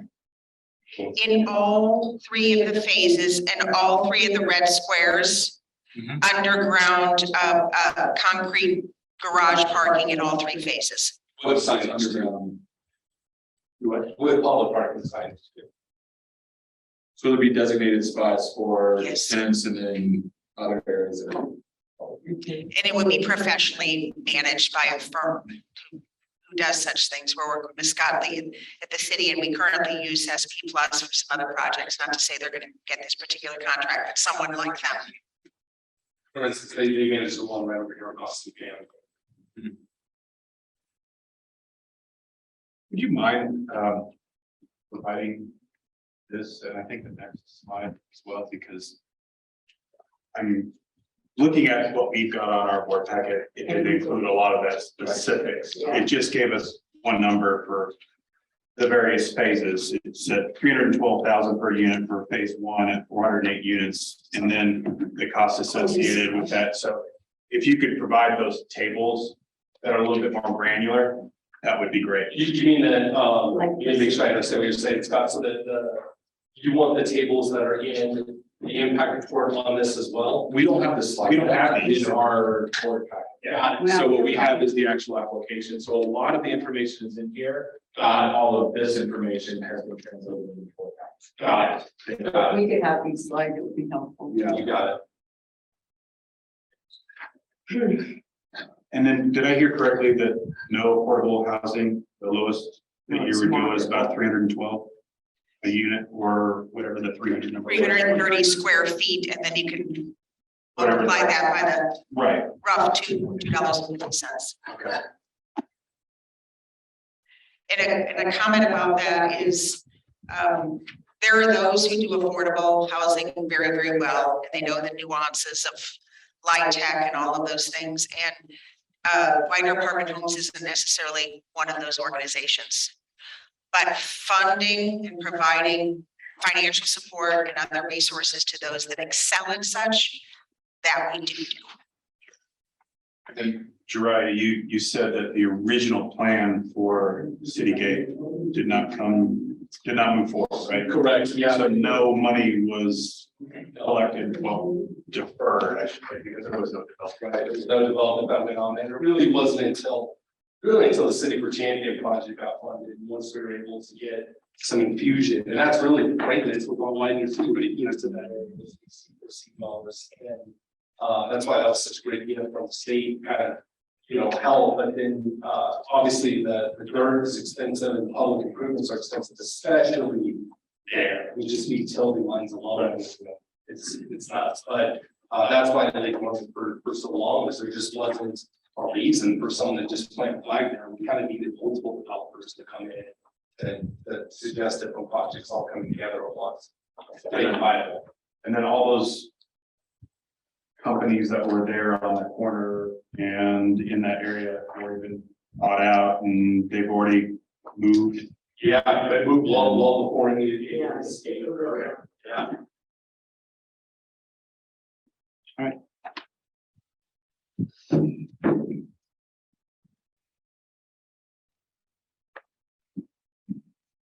Any other comments or questions? Oh, and I'm sorry, one more question. You said you didn't have any businesses lined up yet, right? Okay. Tenants in the retail space, Right. not yet, no. We've had some people express interest in being there, but no formal conversations yet. Okay. Who do you expect to fill these apartments when you start looking at this? Do you have any guess where they're gonna be? You'd think they would all be young, hip people that want to walk down Tejon, right? And experience what we have going on downtown. But there's a significant empty nester population that, believe it or not, loves the energy around being near a field, the lights, the energy, the experience. And so I don't know if I can give you a percentage of that, but it isn't all young people. And if your next question is families with young children are not the likely demographic that would be there. I didn't think that. I mean, as a parent of young kids.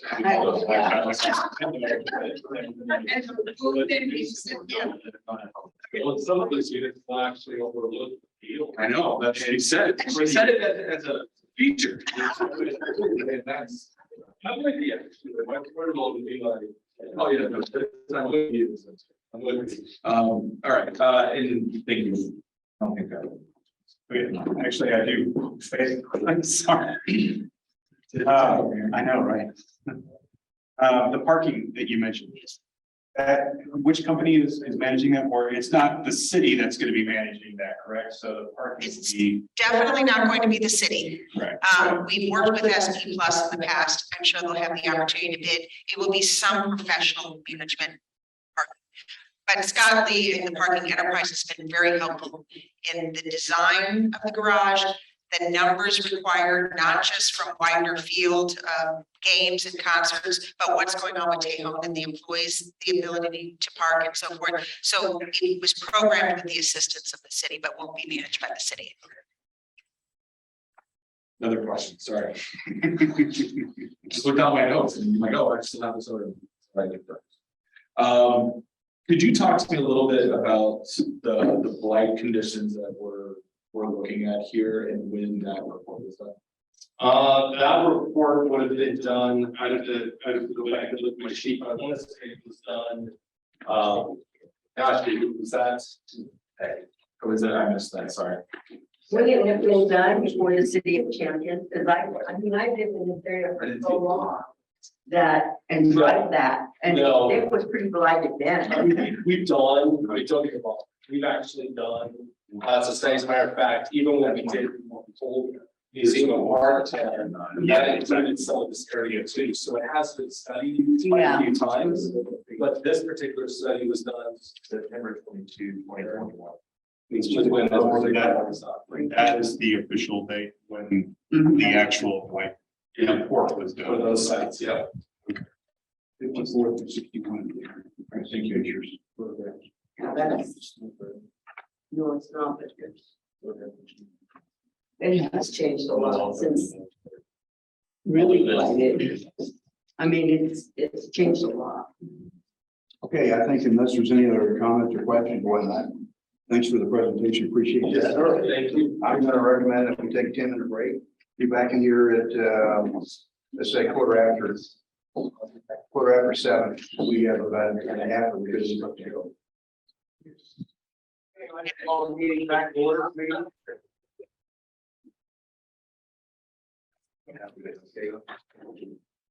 So at this point in time, we're going on to item number 2 discussion. The Bill Hill Mesa commercial property. Jeremiah. Yes, sir. Uriah, you know, we saw you one day than we've seen you in a time, so. I know, sir. I appreciate you. So we've got the Gold Hill commercial project just to present to you today as well. Obviously, I vote till hopefully the next meeting. Couple things I want to explain about this area that just being confusing. We're going to come up with a presentation a little bit. There's Gold Hill Residential, which is going gray, and there's Gold Hill Commercial, which is what we're going to be talking about today. The Gold Hill Residential URA was started in 2004. So it goes until 2029. So it's got 7 more years left on it. And that's the big residential development. That most of you probably see if you've been in that area. That's all of those homes. It's about 630 single family residences, okay, in that area. Currently, our most recent assessed numbers is 1.8 million. That's the property taxes that are being drawn from that right now. But with that being said, there's 50 units that are actually just in the process or developed or developing. They're going to be done soon. Those aren't even included in that 1.8 million number. The only reason why I bring that up is because in 7 years, 1.8 million plus your millage off of that is going to be coming to the library district and all the other entities. So great opportunity. You know, again, from an area that couldn't have been developed, that's going to be rolling through very, very shortly. So pretty exciting news there. The Gold Hill Commercial URA was created in 2015. Okay, and through from 2015 to present time, there just hasn't been, the market conditions, COVID, all these things that have gone on. It's a meaty project, and we're going to go through this presentation quick. I know that this is probably one of the most, I would say one of the most interesting, but from a light study standpoint, from a brownfield development standpoint, this is probably one of the most technical in western Mississippi. No joke. What is in the soil and what this soil has done. It's really impressive. So with that being said, what we're trying to do is there's 18 years left on the existing Gold Hill supply, right? So problem is 18 years of still getting nothing, you know, from it isn't to anyone's benefit, right? So we're hoping to start a new plant area within this URA, basically kill the old plan, start a new plan with an actual development concept in place now that we're through COVID, we're through a lot of the disruptive market conditions, hopefully as long as things keep going good. So we can build in some of these property taxes and sales tax for the county and the city as well, and not have a property that just lays undeveloped for another 18 years. That is still rolling off when it's existing, whatever I think the library is getting, it's about $550 a year right now from that property. So we don't want to hold that hostage for another 18 years. We really need to develop it so you can invest in it, you get something good, you know, on the back end of it, you get some revenue. So with that being said, I want to bring up the development team. We've got Sam, Stephanie, and John here. John also actually happens to sit on the board as well. So kind of an interesting hat. He accuses himself from this project when it gets in front of us. But I'd like to invite Stephanie up to basically go through this presentation. I'm going to go through quick. I know you guys have been here for a long time. We'll have to get some questions too. Stephanie, come up. Thank you. We should be able to just hit enter and drive it. Okay. Thank you so much. I know you've had a long night already. I really appreciate you.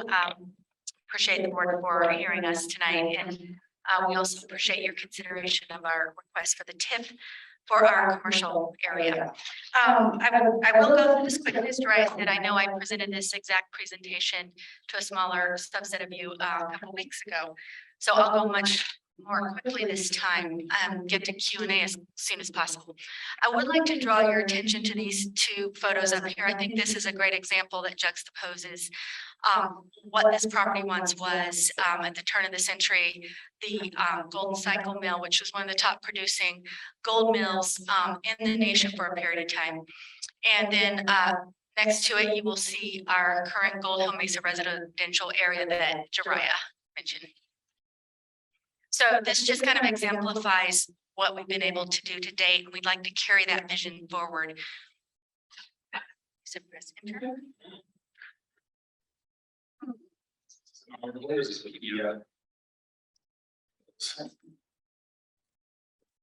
There we go. I'm going to take a moment, if it please, and take you to the property and give you a drone overview of some of the work we do because it's intensive. This is what we're calling the commercial area now that we've been working on.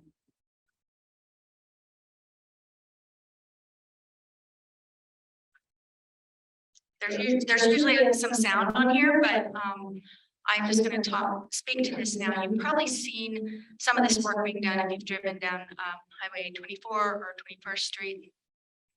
And it really just demonstrates that this project, you've heard so many exciting projects this evening, and it was really interesting for me as well to hear some of the projects that are ongoing. What differentiates ours a bit is that brownfield component. So we have that environmental cleanup piece. And this property was formerly uninhabited. And so what we've done is revitalize the economy, the community, and I love Widener's dedication to giving back to the broader community.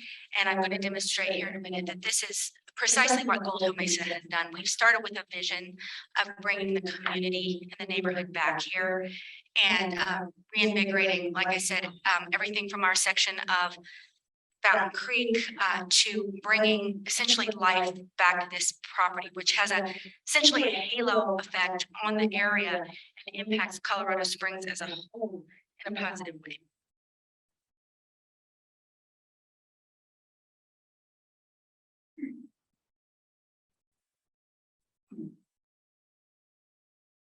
Here we go. Okay, so a few things that we'll go through quickly are just developing Gold Hill Mesa and give you a little bit of what goes into it, because the complexity of the site preparation on a project like this is where we really need, along with our private dollars, the public support from the taxing districts and the URA and Brownfield and Chapin and mechanisms like that that really enable us to even get this project out of the ground. And engaging community in our social impact is fundamentally and foundationally important to what we do. We did not come to this project. I like to say we're redevelopers and we're upcycling land. We did not come into this project envisioning that we're going to put structures out of the ground. We envisioned people living life well for generations to come in different phases and stages of life. And we're building to the community, not building structures and hoping to get bodies into that. That is not our approach. Once again, I said on that slide, I lived there with a plan with a purpose. So we've always had a bigger purpose. And by bringing, revitalizing property in the interior of the city, we're essentially saving some of the precious green fields from being unnecessarily developed. So that's kind of the bigger scope, and that's an urban renewal principle, essentially. And right here, just to linear give you a look at the past, present, and future. Almost 60 years, the property set as a blight. Many of you saw the scarred Mesa top facing, fronting Highway 24 for many, many years. And tailings were eroding into Fountain Creek and fugitive dust was spreading throughout the city. So this whole environmental cleanup aspect has been of paramount importance. It was the most significant piece that we undertook before we could even begin to think about putting infrastructure in the ground.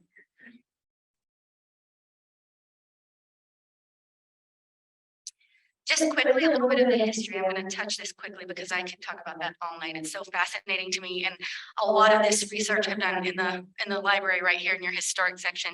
As a matter of fact, this photo comes straight from the library and was a picture from the actual mill. But it was the highest producing mill in the nation, top payroll in the state for a period of time. And this was again during the Pikes Peak Gold Rush. And the only reason the mill closed was due to the World War II efforts. So essentially it was still highly producing, but due to World War II efforts, they had to disassemble the mill, take some of the components of the mill to use for war efforts, as well as the employees themselves. A little bit about what went on at the mill. The mining was done up at Cripple Creek, brought down by train, narrow gauge rail to the roundhouse, and then was sent over. The ore was on mining carts to the mill. And the process was the crushing of the ore and the extraction of the gold. We had an oxide-based ore, which required a crushing because the veins of gold were very deeply into that ore. Unlike sulfide-based ore, which is more of the leaching type ore. So we didn't have that to deal with, but what we had was a giant tailings pile, which is essentially sand. It's the residual leftover crushed ore with higher concentrations of metals and minerals. So that's the piece that we had to work on mitigating, not only environmentally, but geotechnically. This has been a tremendous and technical undertaking, as Dariah pointed out.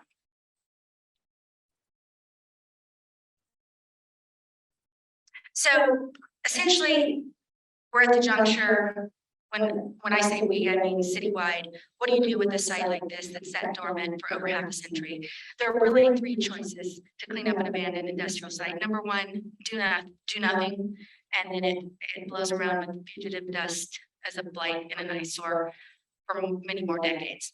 Or the government will come in and mandate a cleanup, and then that becomes a burden of the taxpayers. Or a private entity comes in and has a vision to clean this up, and it's a huge undertaking.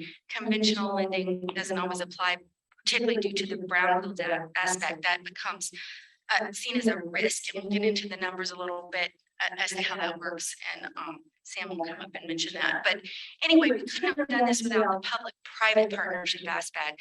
Like I said, it's a huge undertaking, even to get to ground zero, where we can hope to bring in the tree-lined streets and activate the parks, and engage with our builders, and then bring these homes to the community and this housing that's very much needed. I think this might be of interest to you. We also work with EPS, or URA did, to evaluate our project, and we qualify for 8 of the 11 blight factors recognized as opportunities for improvement. And if you look through this list here, we pretty much click off a bunch of them. I joke with Jariah that we meet 14 of the 13 urban renewal tenants as well. It's just, we are doing things that are precedent setting in many ways to make this, to revitalize this property. And I think, Jariah, you mentioned that really only one of these factors is required per state statute to be considered as a blight. So we certainly more than qualify. So where did we start? We started with geotechnical, intensive and extensive geotechnical evaluation and multiple studies and peer reviews. We worked closely initially with the CDPHE, Colorado Department of Public Health and Environment, and they came up with a mitigation process that's called a voluntary cleanup. One great benefit is, unlike, say, dry cleaning fluids or gas stations, that are considered brownfields, our cleanup, because it was crushed, we were able to mitigate in place. So one piece of good news, we didn't have to make our problem somebody else's problem. And so also one advantage, silver lining, is that because essentially it was a vacant property, we were able to do a few things from the ground up. We didn't have to go in and retrofit some things. So we had the foresight to lay a fiber optic infrastructure, which came in really handy during COVID. This happened many years before the global pandemic. And our thinking was to eventually, as population grows, to alleviate the burden of vehicular traffic when people might want to work from home. This was just part of our thinking and why we put that infrastructure in place long before Comcast came into neighborhoods.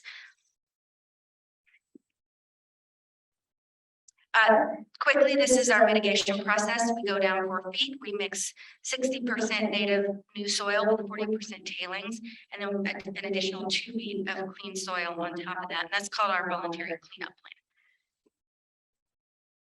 One thing we're extraordinarily proud of is the mile-long stretch of Fountain Creek that borders our property. And in 2010, we embarked upon a public-private partnership with CDOT, Stormwater, and the City of Colorado Springs.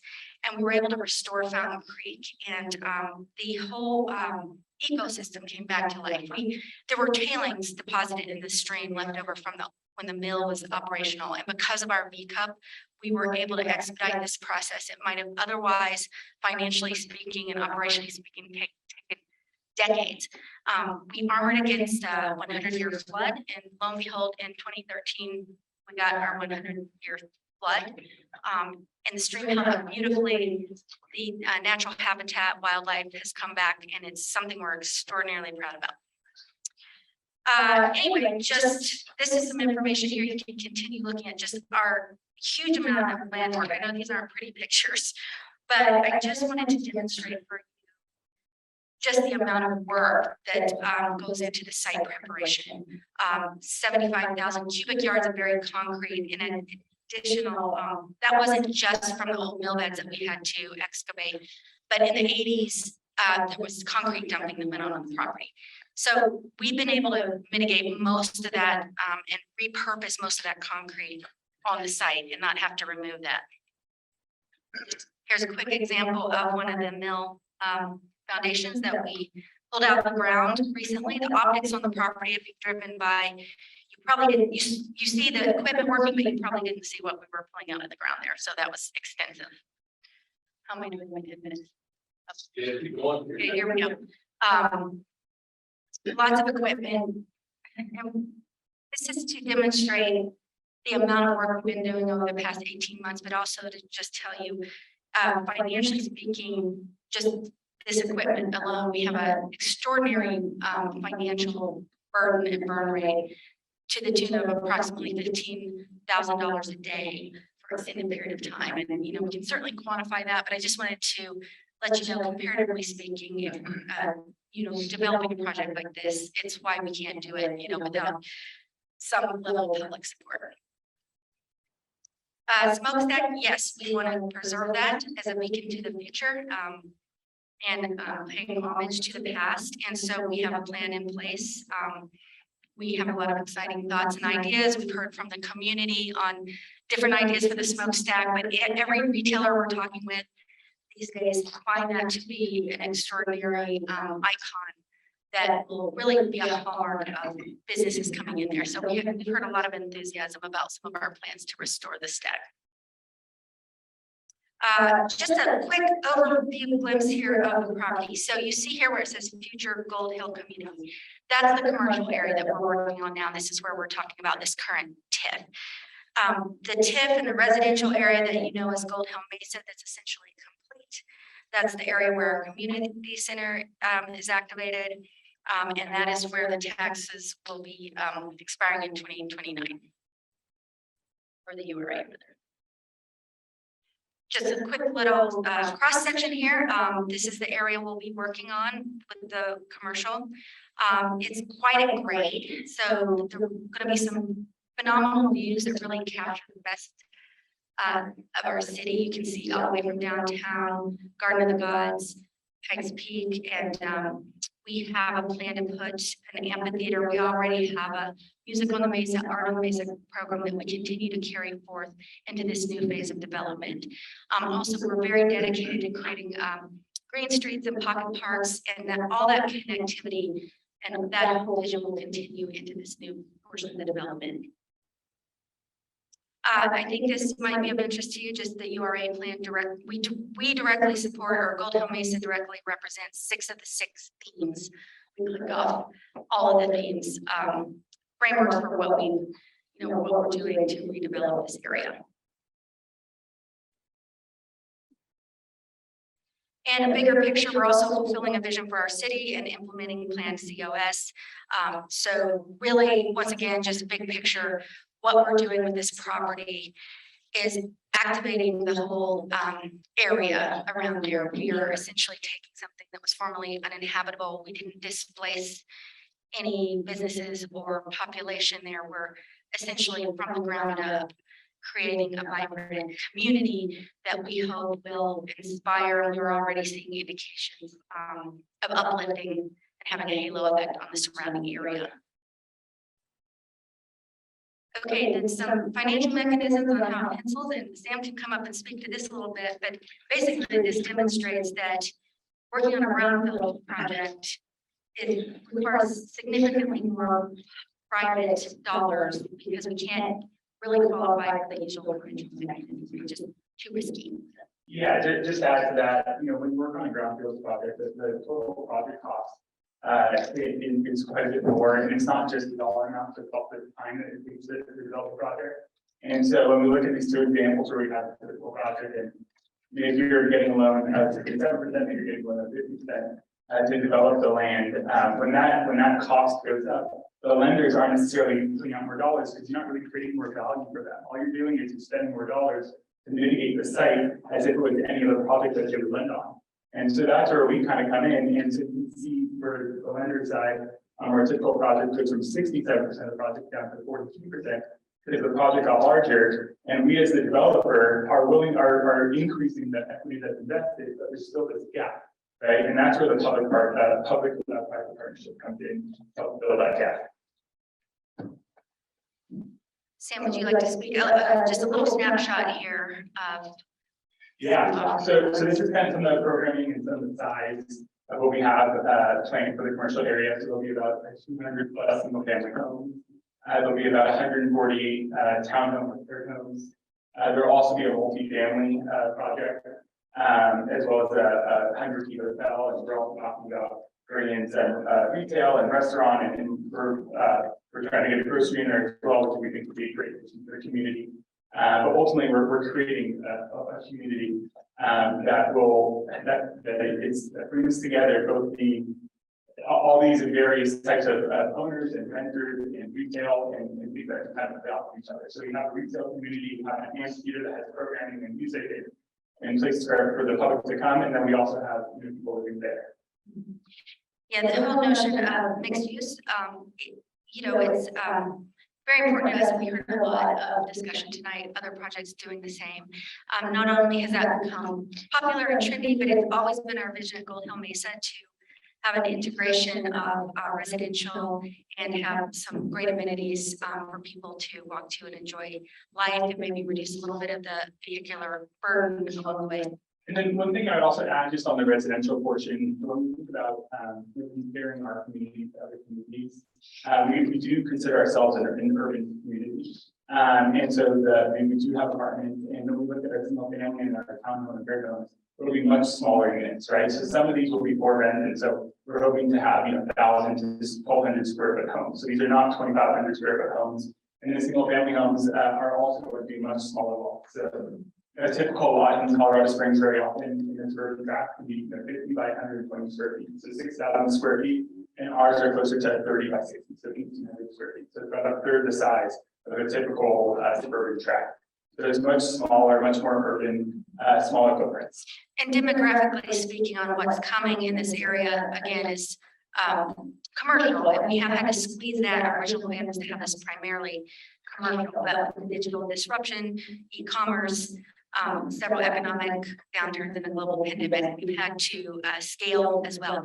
As far as some of the residential in that area, it's going to be smaller than even the footprint you see in Gold Hill Mesa's current residential area.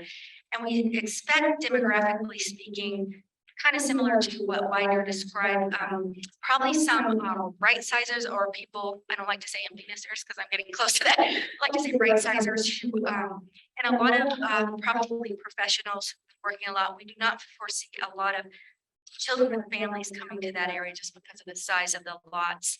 We're also trying to scale for affordability. We're not chasing light tech. We try to chase light tech, but that is kind of a difficult effort, because if you miss the timeline, then you're set back another 2 years, and our city so desperately needs housing, and we really want to complete this project. So the way we're approaching it is we're not, our rentals will, in our apartments will be we're trying to strive for, correct me if I'm wrong, and strive for just with all the supply chain issues and timing issues, but 80% AMI or some measure of affordability, but we would do that in terms of scaling and probably not having big parking garages and things that add additional cost. Yeah, I think that's great. I would, we're not trying to peg ourselves at any specific metric, but we do want to be as sustainable as possible. You look at our apartments and our multi-family in a lot of different ways, and we could get a lot more density and create what you find in other urban environments, where you're building cast in place structured parking with apartments on top. We've not gone down that path because it adds $25,000, $50,000, $75,000 a unit. We're actually doing everything surface parks for multi-family. And our goal is to how do we provide the lowest rent possible while still, obviously having a couple. So, do you mind if I, sorry. So when if you go back to slide. So when you're looking at the single family and townhomes, what are you looking at? So with this smaller footprint, what are you looking at cost wise as far as, because more than one of our cities is affordable housing, not housing. So curious what kind of price point you're looking at with both the single family and townhomes. The single families, those will be for sale, and we won't be developing those ourselves necessarily. So I can't speak to the price, nor have we sold any of those lots yet. So it's really difficult to kind of speak to that. Obviously, I think that price will be some function of where the market is once it's developed in 2 or 3 or 4 years from now, which we can all speculate on in different directions. The townhome and pair homes that we see here will very likely be rental product that we might develop ourselves. And our goal there will be a lot of 2 and 3 bedrooms, but it's meant to be as small as possible. So you'll see a lot of rentals that are 1,500 to 2,500 square feet. And what we're trying to do is keep everything between 1,000 to 1,300 square feet, whether it be a 2-bedroom or a 3-bedroom. Our goal is to still keep it as an urban type of environment. Yeah, so in other words, we're still such a ways out of that. Our goal has always been to integrate some, I know there are different ways to quantify affordability, which is relevant, but accessible mostly. So we'll be examining that, particularly if it's what we do, or ourselves, or if we're working with builders as we have in Gold Hill Mesa already. We always look to bring a mix and to scale. We have our townhomes in existing Gold Hill Mesa, although the market has taken those prices on the resale astronomically. But we do have a mind and we do have a concern for the broader concerns of our city. And so as we get closer to doing that, we'll definitely have a mind for trying to keep some measure of attainability in that factor.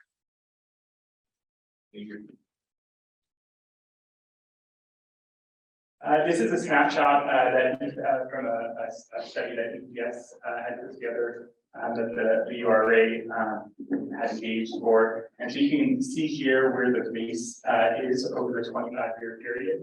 And then ultimately what we're looking at is about once that timeline runs out, we're looking at just under about $100,000 a year that would be going to the library as we do tax revenue. Or sorry, I apologize, 100 months to just over $100,000 is going to be. Okay, I think we already discussed Gold Hill Mesa today existing 627 households will approximately double in size of residential and add a commercial component. Just go back for one moment, because I do want just to verify. When you see the total tax increment, that $1.7 million, it's a little bit skewed. So there is an existing agreement through the URA that I believe expires in 2040. And so when we look at the incremental change, it's really not from 2023 to 2047. What we're talking about from your perspective would be really from 2040 to 2047. So there's a much smaller impact to the library.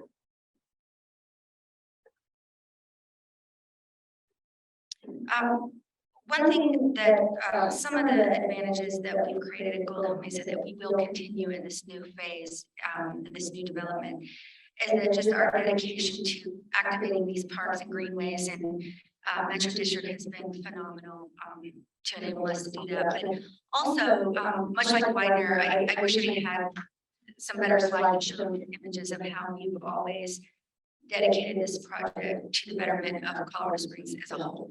It's not really about our boundaries. We welcome the outside in, our music on the Mesa, our art on the Mesa.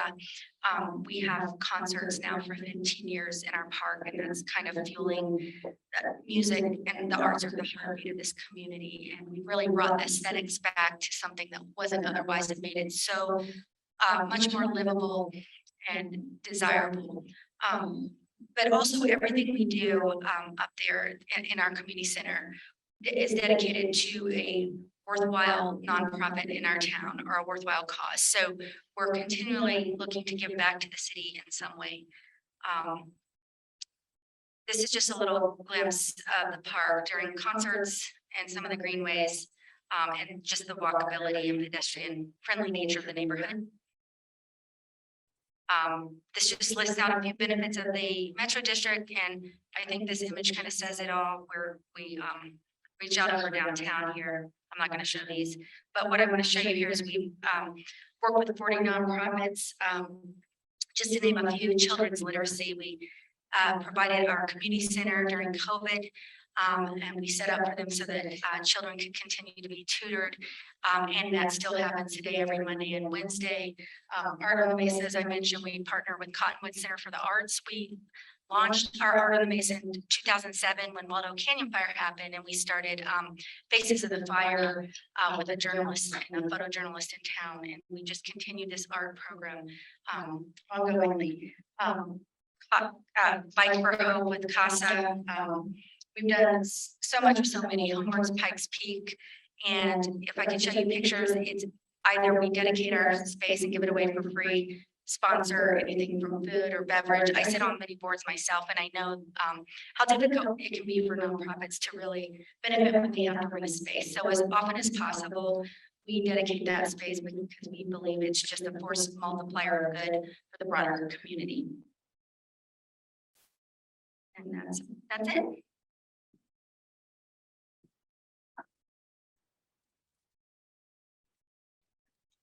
Very good. I appreciate the opportunity to see what's going on there. I know you've been very for quite a while. Thank you. And I always see that you go by 24 and you always see the fixed notes that. Heard some great ideas. Just today, we're talking to architects who think we should put a laser mural on there that changes, and I think that's probably a good idea. One thing I do want to say, that I mentioned last time, is we completely recognize the burden, and in the previous meeting to the library, and we talked about also hosting the mobile bookmobile. I think that would be phenomenal for our community. We're continually doing things up there. We've even discussed today about, when we speak of the smokestack, if there would be a need for a satellite small lending area. We're completely open to those sort of things if it can help alleviate some pressures. I do want to note that that's near and dear to everyone's hearts. And I know that everybody spoke about this a little bit earlier.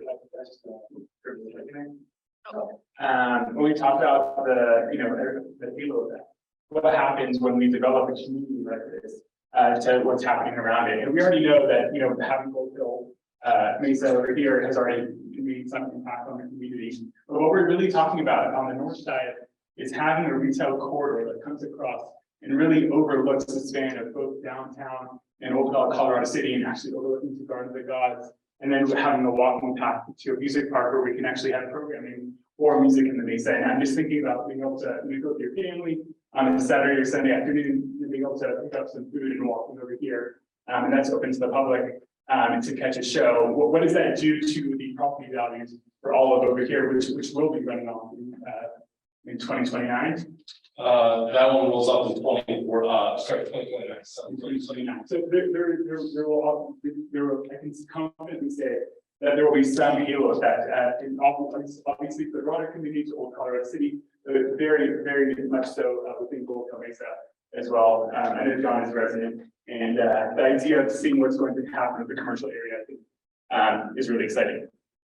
Yeah, so expect to, even outside of this area, just for a bit more back, we expect some more development on 21st Street, especially like where the old Bear Creek Lanes was, that's gone. I don't know why they just have a sign there, but at least on But hoping for some ripple effect development on that, too, I think would be better. So I have a friend that lives in Old Mesa. And when you went and watched the fireworks, I've come back and talk about this, when you walk east and then there's like a drop off or something, is that going to be developed as well in this project, or is that what you're talking about? I think what you're referring to with watching fireworks is actually a dedicated park. So is it this section that's behind the last street where you go out and watch fireworks? Yeah, I think that there's, it's like a drop off. I mean, the kids were playing there. Yeah, so that is actually a park. Yeah. Yeah, we had to do a party over there on the school side. Yeah, I remember that. Yes. This actually recently, I think as of a week and a half ago, just added a bunch, it's a big grass area now, because it's a very flat area. And if you're familiar with this area, there must be 50 kids that live right there, yeah. And so it was tough keeping them off of the sod, but that's what that's become. It's not getting developed. What may be a little confusing to you is because it doesn't have that Kentucky bluegrass sod like we do in other areas, but the more and more water becomes a concern in our area. We particularly wanted to approach this one by planting some native vegetation and let it grow in that way. And we have a walking path out there, but that will always remain a park. We're just not inclined to have to overwater it. I was just curious. Yeah, that's this one. Yep. There's large, we have a 400-meter walking loop right in there. Yeah, okay. Could we get a copy of this, because I'm comparing the map you've got here with what we've got in our core packet, and again, it's different. Interesting. So so in the future, if we can make sure that we have the most recent stuff, the URA on here. Yeah, and this is the same deck that was presented to internal affairs. Right. But we can absolutely include that in the packet. I didn't know the precedence for that, but we're happy to do that. That's fine. No worries at all. Because I'm showing the hotel is set up a little differently here in your in the picture here versus what we've got here. And that there are a couple of buildings missing. So I'm sure that the grocery store is in the upper left corner. It is ever evolving. I'll yeah, say that so- because you mentioned the hotel, I just turned the hotel yesterday. So it Okay. hasn't even been updated. Okay, so you have an even more recent map than this. No, not color yet. You know what might be of interest is if we give you, John is our planner and our latest iteration. I would say that this is a pretty recent track, what John's referring to the drafts that haven't been really gone through. It's all the channels. Yeah, this is really up to there. Yeah. And it will continue to change as we continue to provide. You know, we're covering, I believe it's about 120 feet per acre across the site. It's unbelievable. And then the other fact I think was also unbelievable that we talked about is that the amount of dirt that we're mitigating, 600,000 cubic yards.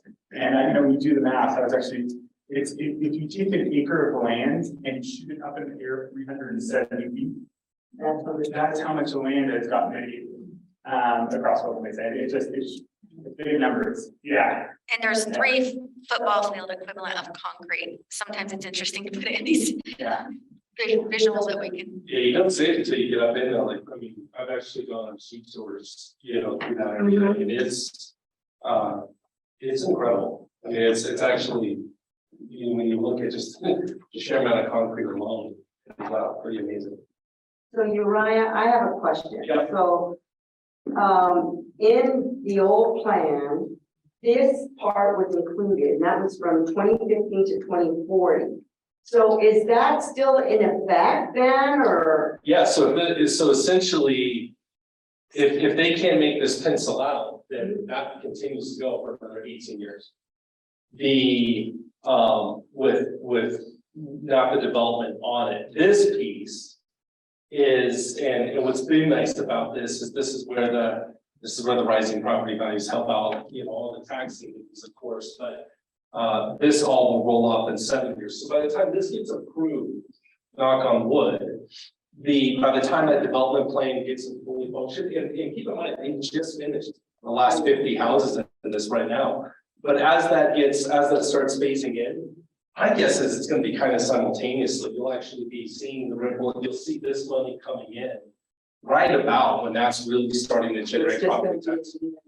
Yeah, you know, but it'll, but that's gonna be, it's gonna be sizable. And I know that there's a development that's been there forever, and the neighbors there, how have they responded to the new? They have this one. They like it, I tried talking to tearing down their wall.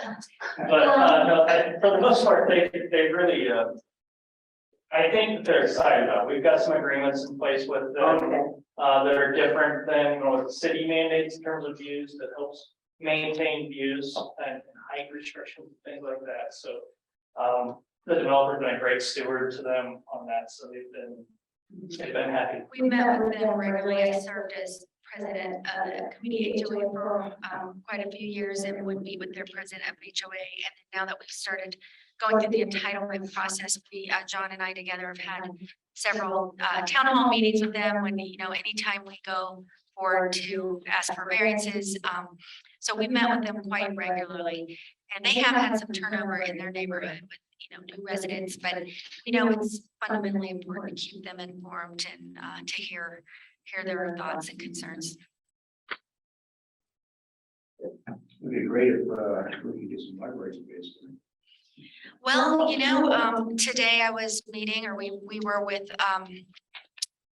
a group talking about concepting the amphitheater, and we're talking about the smokestack and that whole area that will be very central and at the heart of the community. Talk about having a maybe partner with the Pioneers Museum. They're listening, they're like, really? But just to do a bit of a arts and culture, a history, small satellite museum area. And also the architects mentioned, would you consider a little library component?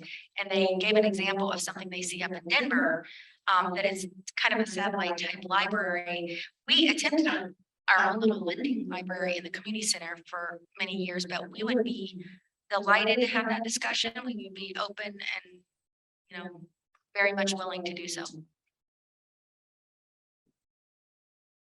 Was the primary delay was COVID resultant or? Oh, no. Okay, there's been a variety of changes. The way that this was actually planned originally, we had a lot more commercial area, and it was a lot more big box. As you can imagine with COVID, we changed a lot of that. We went through a new concept plan, went through new zones. And so that's where you've seen a lot more evolution. Candidly, the big box concept of 120 degree is challenging. And this is a much better fit for the community, both the Goldtail as well as the broader Colorado community. We also think this is a community that can withstand something. Future COVID, it's not something that will go dormant. We think that they're all kind of feed off each other and kind of create something for itself and also for the community around it. We do see this very much between Old Colorado City and the Broadmoor and the downtown community. And we want to kind of bring all this together. And to answer that a little further, expand that a bit, just because I've been there a long time, to include through the Great Recession. So I think that's where our initial delay happened, was that downturn of the, you know, the subprime market in 07, 08. And then, as I mentioned, just the whole, and as Sam just said, kind of that whole digital disruption. We were already looking at scaling the commercial because you weren't seeing brick and mortar expanding quite as much. And then COVID accelerated that. But frankly, our concept we've never wanted a big box. You know, we're relatively a small development.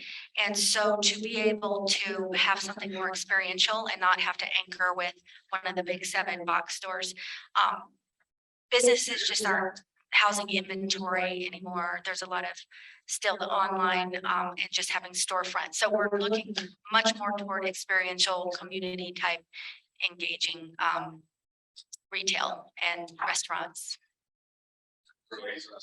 Yeah. So what's the confidence level that this plan will actually get developed instead of saying, hey, in 5 years, we come back and ask for this? Well, we have a great new planner who is very dedicated and invested in the community, and we are moving very rapidly forward Previously, we developed incrementally, and I think we've learned some lessons, and we kind of had to do that to sustain. But now we're doing a lot at once. We're doing a lot of things concurrently, and we have, and you can speak to, we're already well through the entitlement process.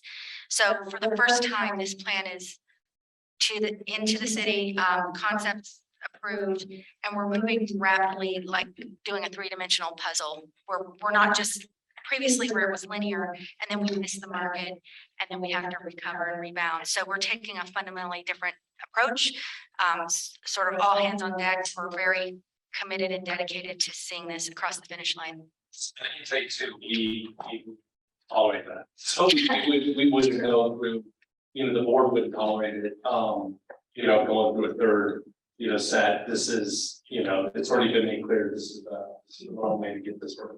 Yeah, the amount of dollars we've invested just in that site prep, I showed you some pictures.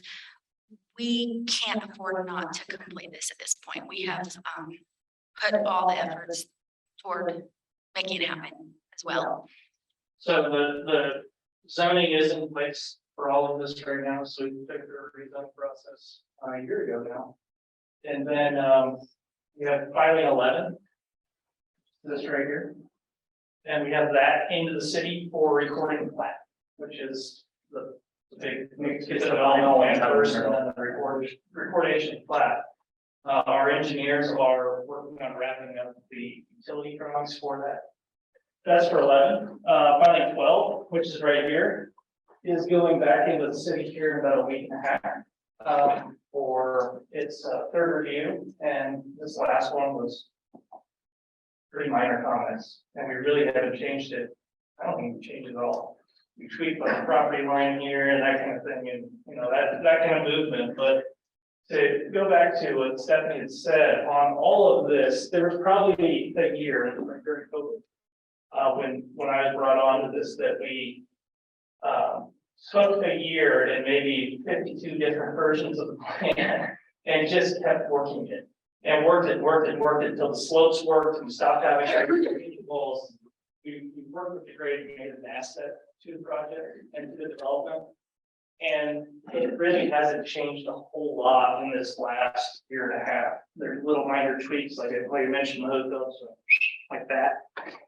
Very, very minor things that I see. But we're in pretty good shape right now and moving forward. I mean, the economy's doing some wonky things again. But one thing I can say is this project has a lot of resilience, and we've come a long way already, and it's very fulfilling to see success and completion in the current Gold Hill Mesa neighborhood. Could it be delayed again? Hopefully not, but I will just reemphasize that this team is committed to this vision, and our investors are invested and committed. So we're committed to seeing it through. Could something happen to delay? I don't even want to speak it, but I suppose that's possible, but we're very much dedicated to finishing, completing the vision. I was gonna ask the question, if you have one in mind right now, where we What did he just say it again? where are we at? What is the purpose of the extension? Because it doesn't pencil. Yeah. So the project, the gap is so large on this, and I turned DPS away when I was texting earlier, but because they have to go, but this is one of the largest gaps that they've seen on the project, and the level of public improvements that have been done on this group, and they can't take the pencil out and actually get this developed and finished until we get this reset in. And that was one of the questions that we had asked as an organization ourselves when this was brought to us.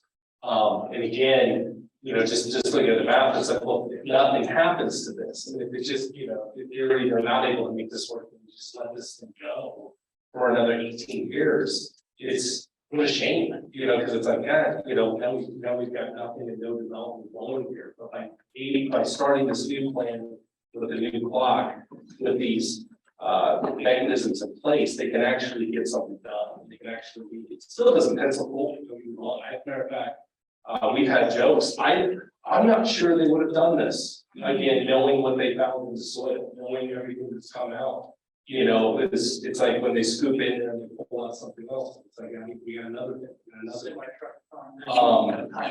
it's crazy. So we're partnering with them in hopes that this gets done. this gets finished. We recognize the effort, and like I said, our whole board was initially skeptical of it, but once we got up there, going to the towards going and looking at this and work that they've done, it's crystal clear. And if you look at the financial numbers, it's clear as well. They need this to make it work, to actually make it so it has legs. And if we create a new path. Yes, so when I say. And just to add, we spent $2 million on mitigation, and we're trying to get all of our entitlements ready to go. So that way, once the entitlements are in place, that you all your grading, that's all the utilities, all your data on your striping. And so that's really what that's and building the new park and everything and traffic light and all the curb, everything that goes with it. So we're kind of at that point where we're ready to dive in deep, but we want to make sure that we have all our partners in place as we make this investment. Yeah, so we are, from the private side, obviously invested, but we do rely on, count on, we couldn't even start the project without some of these mechanisms. So we do have a significant gap, and it's really a complex project. And time is money. We've seen what happens when we've been delayed. So that's why we're taking that moment, we're pushing the momentum forward, so. Okay, I'm only gonna ask one question. Sure. So the figures that I'm showing in the board packet, are these the figures based on the various square footage from the plan that we have here or from that plan? I'm thinking it's from the plan that we have here. So these numbers are gonna change because the number of buildings and the restaurant area has changed. The grocery store square footage has changed, but yeah. But roughly you're in the ball.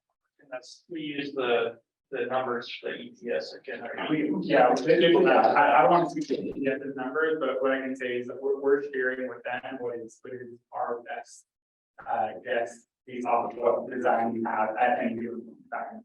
Are things that need to change based off of what is sure here and there? Absolutely. But this is our currently our guess. So the 68 million is kind of what we're looking at right now.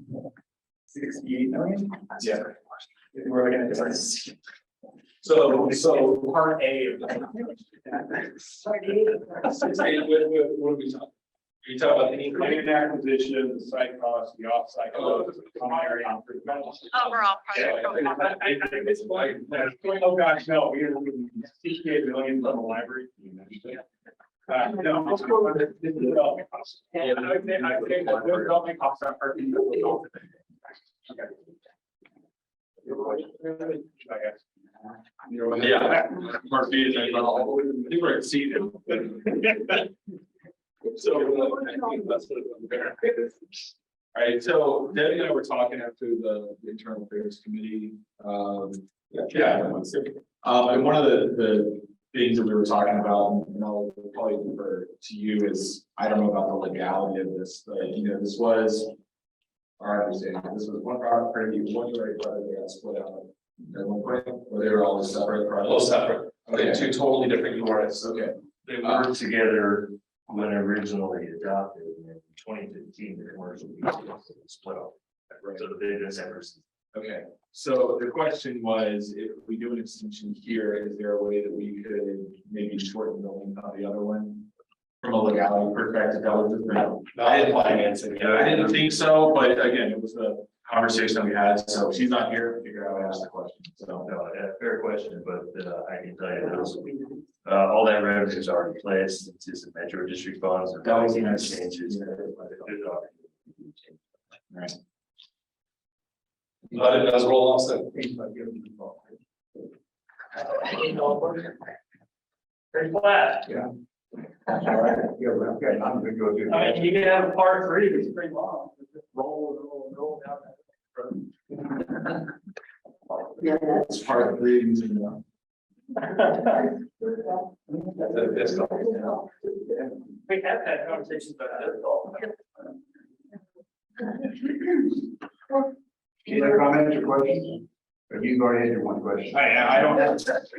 Honestly, I'm sure I'm gonna fill a lot more comments that They actually go wrong. we actually voted for it, so. Well, and like I said, if you do the same thing, I know it's just 4 fields. lunch, coffee, to just chat about it. We'll figure out, even if you want to go out to the site, and actually see it and put your own eyes, I know that this development team would accommodate that, so if you want to do that too, maybe you can host a library. Absolutely. We have a conference room. If you'd like to come, we'd be delighted to take you out on this site. Like I said, the optics are kind of unusual. Just to drive by doesn't really show you the scope. And I was thinking about my answer to your earlier question about the project costs. And the reality is that you get that together, and even just like you mentioned inflation over time, like all that, I just wanted to close it after. Yeah. Should we ask Nina and Aaron, do they have any comments? I think.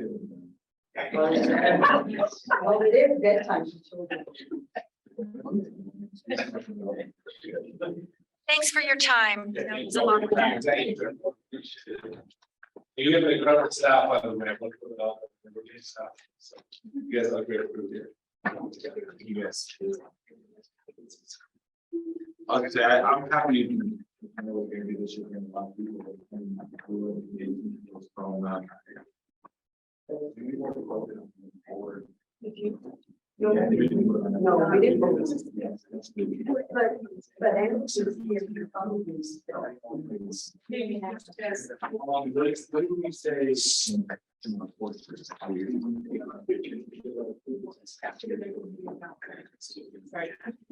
I was gonna say, we didn't even very. Waiting first.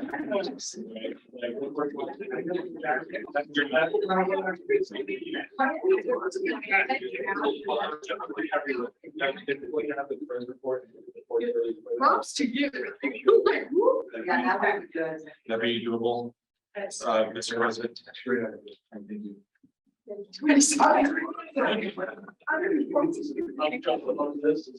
Yeah, so good news, our book sale was one of the highest we've ever had. We had over $12,000. So, and we had about $500 new members. All of that. Those booksellers coming by all their books. And there's one of their. So that money is my money. And it was my money. Then at our meeting, we did approve the sponsorship donations for the library, $30,000 for 2023. And they include mostly the literacy programs, so summer adventure, all types of degrees, regional history symposium. And so besides that $30,000, we also are committed to spending approximately $7,000 to support the staff and appreciate them at the regional libraries.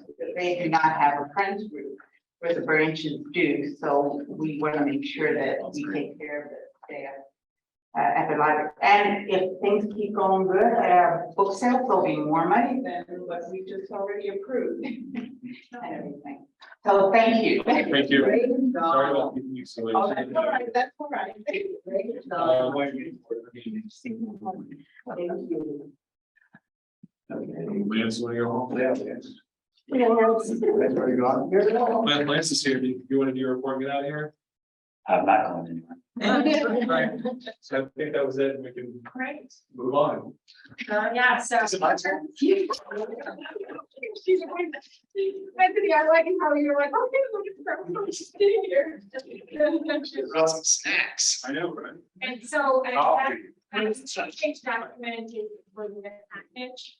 So, and thank you, Anthony, for being here. Thank you for being patient also. Thank you all. I've only got about 2.5 hours of comments, so.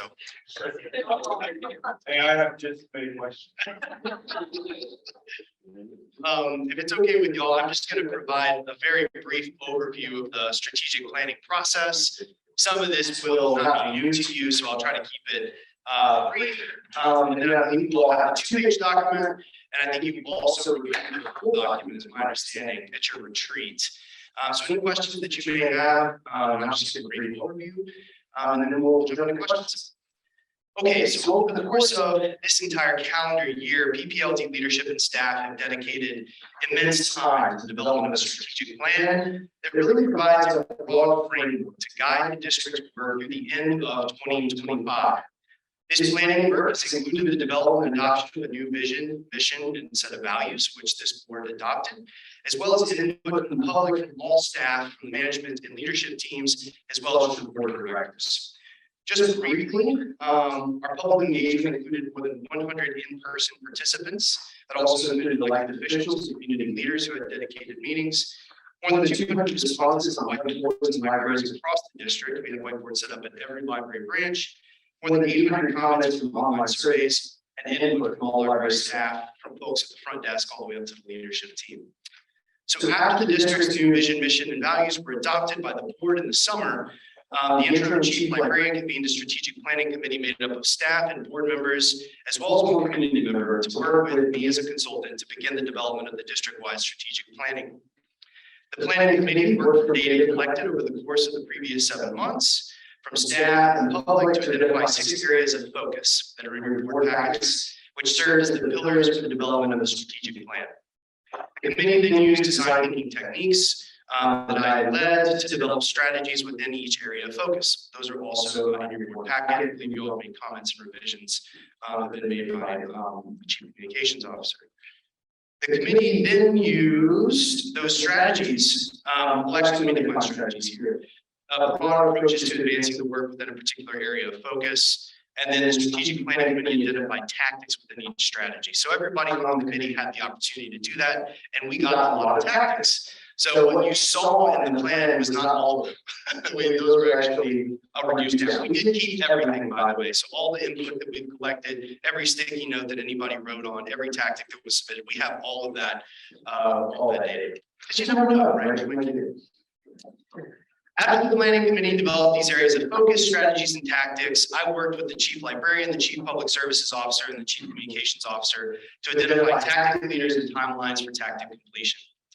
The tactic leaders are not personally responsible for completing those tactics, but rather responsible for delegating and working with team members to ensure tactics are completed in a timely manner. This draft strategic plan is a living document. It's a framework that seeks to make clear to all staff as well as to the public that PPLD serves what the broad areas of focus will be for the library over the next 3 years. It also identifies milestones, which are hoped to be completed on a quarterly or annual basis, depending. And these milestones and timelines are not set in stone. On the contrary, they should be adjusted based on the ever-changing conditions within branches and across the district. We wanted to be sure to create flexibility with these milestones and timelines to provide clear ways to measure progress within each area of focus. But the deliverables were also intentionally crafted to be broad enough to allow managers and supervisors maximum autonomy in developing and implementing their own work plans with their teams. Constantly balancing clarity of task-based work with individual and departmental autonomy will be a big part of implementing the strategic plan over the next 3 years. I just want to say, just in closing, that it has been wonderful to be working with you all and the public. And I just want to say, to make sure to put it into the public record, it was so clear how much the public values the staff at PPLD. That came through in every single session we did. And you'll see staff obviously is one of those focus areas, right? We tried to build out some real specific ways to continue to support the staff and really the lifeblood of the district. So that's all the opening comments I have for you all. And then any questions that you have, be happy to try to address those. The only thing I have to say, Anthony, is at our retreat, there was a lot of questions on when we started some of the strategies with the words ensure, continue. I think those were some words that I can remember that seemed to cause a little consternation among some folks. So I don't know if there's better wording for some of that, or yeah, and I can speak. that? Yeah, I can speak a little bit to that. So one of the things we talked about, I remember one of the lines, not verbatim, but close to it was, ensure that the public is aware of the services. We can't ensure that. We can do our best efforts to have our services out there and available and advertise them as much as we can, but there's nothing within our power and ability to ensure the public is aware of the offers that we have as a district. And so those types of things. The other thing is, and I think we were talking a little bit about it from a less of a tactic and more of goals. I guess I would say is that, we've talked about this in other ways as well, is that continue is not a goal, ensure is not a goal. And so something that's a little bit more, finite, actionable. And so, it's small verbiage changes like that where we're kind of a lot of what we talked about from that perspective. Does that make sense? Makes total sense. And one of the things we tried to do as we went along, just along the lines of those comments, was to acknowledge a lot of work that is currently happening, that it is good, and we want to continue, right, to sort of honor that, and to not set up a bunch of new things, right, but also to sort of say things that need to continue to happen. And then there's some cases where there's actions that have been taking place, but it's not been clear when those actions should take place. So those are ongoing and routine. But I hear you loud and clear, particularly on the first comment, kind of making sure the public is aware of some things, right? So ensure is not the right word there, right? And then you're not actually setting a goal in terms of continuing or ensuring, right? So being a little more specific with some of that. And I believe there were specific areas throughout the plan that had been marked up. We have all those comments. So we sure was just tightening up by making sure that, we use, I'll say acronym, it's not really the right word, but the short title of CFO, the Chief Financial Officer. Those things, just make sure that everything. ease with readability, I guess. Yes. And I think that around the words of ensure and that, and continue with the fact that didn't seem like smart goal technology. Right. Smart goals. Yeah, and I would say, I think that was kind of the issue. I think for me, I'll speak for Scott because. You'll say something. Yeah, think a lot of it. We were going through, well, we were sitting at the same table together when we were talking about it. So that's why I think we grabbed this, because it was our group. I was not. But the teacher put the two words through and it's the same table. It was You guys did good work. So I think I was looking at more goals, not tactic wise, so I can see how some of the verbiage choices make more sense when you're talking about a tactic per se, and not as a goal. So all I'll say is I'll leave that to best judgment from those of you who are working on this as far as how to move that going forward. The insurer piece I think still kind of stands. But knowing that those were not specific goals, but tactics, I think I can get on board. Some of those change or some of those edits being less important. But in the strategy, we probably need to have a different verbiage. Something more positive. Excellent. Thank you for those comments. The document is good, though. Great document. It really lays out the work for the staff and even for us on the board, it lays out the work it took, what we should expect. And broad areas for the public as well. So the things PPLD is focusing on, and so having that accountability piece, which we started with in the plan. And initially, when we first had our first day of board retreat, planning committee retreat, we didn't have accountability on there. And when we started the second day, that became really the central focus of conversation. And I think it's true. Yes, I never ever said it. We have everything there, but I just kept saying, well, how can we measure? How do we know that we're right? So we have to be accountable. So we brought it back and it had like 2 bullets before it had. Especially. So, one thing I'll share with you all, we're going to work through those comments over the next 2 weeks. I'll be meeting with the Chief Services Officer, the Chief Librarian, and the Chief Communications Officer. We'll make sure that all of your comments are reflected in the revised version of the plan that will be recirculated to you all. You'll have a chance to look at that. We also have a staff rollout plan set up for November, most of November, to be able to start to integrate this. We've developed 3 or 4 activities with staff to try to break this into management jobs for them. So that's what the work will look like in the next couple of months. And then finally, we're going to be creating a dashboard to start tracking the components of the plan on a quarterly basis, as well as those things that are continual or ongoing annual, those things, just to make sure that folks understand internally what we're trying to focus on this, or what the goals are, and then if things need to be moved, we can have those conversations. But that's really how we'll spend the balance of this year, is essentially making an interactive dashboard for leadership as well as all our staff. Yes, that's the whole piece that. Yes. Yes. Thank you. Yes. Thank you for being alive. Yeah, thank you. Thank you. Great work. All the people. Thank you all. See you next time. Okay, move right along. James. Lance, you're up. He's up. Yeah. Hey, they woke you up right there. I just want to note it for the record that I had my bow tie on first. Yeah, right. Questions on the report? For this evening, I'm going to take that as a win, and I'm going to have a mic drop moment, and I'm going to move on. Thanks, Lance. Good job, Lance. Thanks. Not the same for. Okay, was that Randy?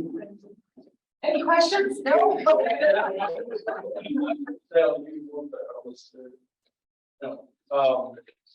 I'm gonna go through this really quick. We did $6 million in sales, is still like a whole percent change over last year.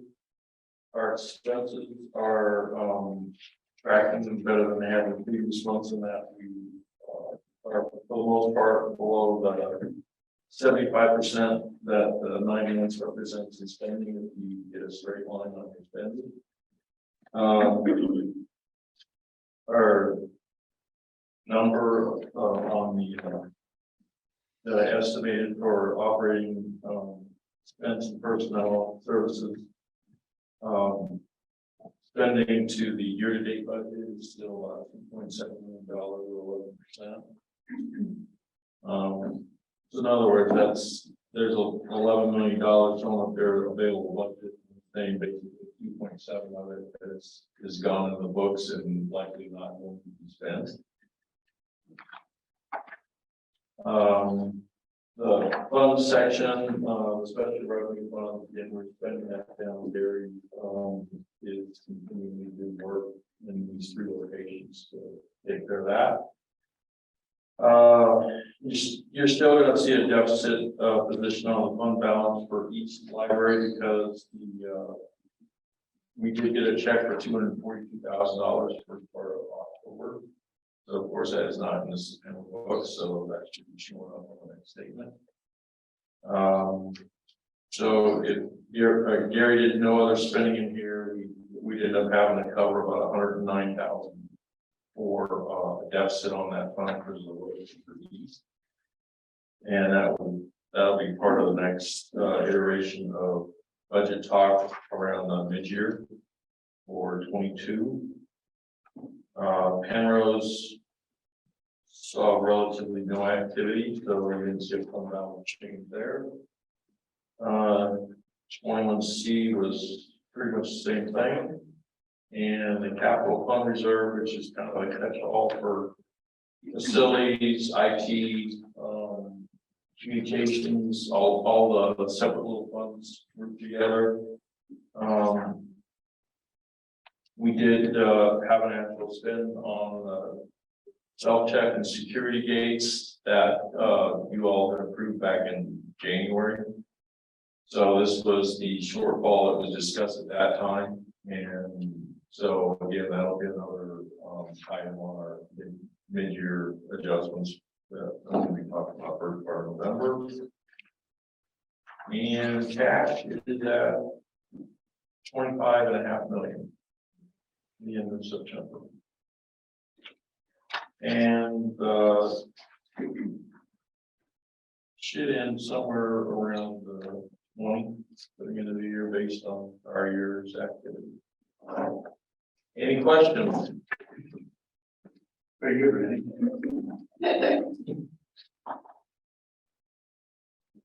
Just going to the very end is we're all questioned out.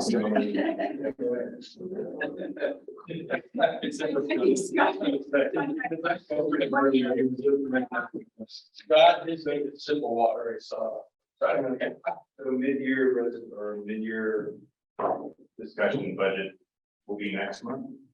Yes, so I need to have that discussion start at the internal affairs meeting, so that we don't first. And then it would be presented to the board for November, and I probably, I think that's a 19, right? yes, And we're gonna have a nerve. or the 16th. And then, so basically, I would be bringing that and the budget Gonna say, to we have to the vote on night. the budget on Yeah. December's meeting. Yeah, so that, yeah, that's. So, You're gonna be busy yet again. yeah, but the advantage of having this peel out on the internal audit committee is the feedback, from moving on that. I'm going to have to incorporate it into our budget, so that's basically what's gonna happen between internal audit and the No, there's. sorry, There's all- internal affairs. Sometimes I get confused. On the 16th of November, so there's going to be a deeper conversation as far as the budget and the impacts that is going to have. So the December meeting hopefully will be a lot of this stuff will be cleared up before we get into that meeting to discuss what you guys are going to do. And so are we hoping that maybe next year, because usually mid-year comes around the August timeframe. Time to July. We've had shooting for that again next year. I know you've had a lot going on this year. We've actually been talking about doing these a little bit more in concurrent to the time period they're happening. So in other words, instead of waiting and piling them all this stuff up from half a year and then the next half into one point, I probably will be presenting as needed. And that's fine. However, makes it easier, it's just that. Yeah, November is kind of late for a mid-year. Budget review. It is, but I mean, I understand why. Well, we've had special challenges this year and I'm not. Oh, no, I know. I'm not upset. I'm just. It's. That was when you were. It's just, like I said, I know that a lot of stuff has gone on. We got a system for you guys. You've had now you've got a comptroller that's hired and that's helping out. So I know that a lot of stuff has gone on this year, so I'm just trying to get back into the swing of things. But I do like the idea of needed rather than all piled up and waiting. That meeting is a long. Yeah, because then that makes sense to adjust the budget as you would need. Well, I mean, Whatever. more than likely, like the self-check stations, you can talk about that in January, you make a decision about it, it's gonna go into a mid-year. I'm only calling it mid-year because that's what it's been called for, right? It's basically an adjustment at this point. But the decision's already been made, it just has not been incorporated in the budget number. So it makes a lot of sense to have done that in January and made the adjustment to the budget then. What we're thinking. Yeah, that's gonna. It sounds like it'd be a little easier. For your staff as well. I think also for the board to be seeing actual information. Yeah. And then for you to have questions. Then you'll say, where'd you spend that? I thank you again. Thank you, you appreciate all your work. Okay, public service report, Andy. All right, so lots of cool things have happened in public services, but two things are coming up for you to know about. Friday is the naturalization ceremony at 11:30 in the venue at 21C, which is we're really excited to see come back. You know, I think we did it a week before we closed for the pandemic. Yeah, when we didn't know how to read each other. Yes, yes. So that's coming, and then food industry training has started, and graduation will be Friday, November 11th. So if you'd like lunch snack, you are welcome to come to that as well. Yeah. So they already have a board of what they want to offer. So those are the two things I just want to like. There's a lot of schools that do that. programs. That's what I told Laura on Veterans Day. On Veterans Day? I do have a question. Yes. So I read in here about Palmer Lake, that there are several community members that are wanting to have the library open up on Saturday. Are they looking at doing that and maybe training hours or times? Because I know the reason why it's not open is because of staff shortage. Right. Because they're closed from Saturday to Tuesday. We have had the request. I have asked for some clarification on exactly how they would be able to do that, whether there is truly sufficient staff available to do that. And I just haven't been able to reconnect with Abby this week, but I have that proposal. Yeah. Okay.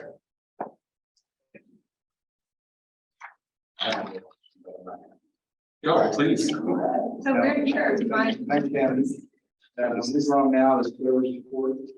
Clear support, the reports, the very backing, starting page 312. Anybody have any comments or questions on Thanks for the new check-in stations at Prairie.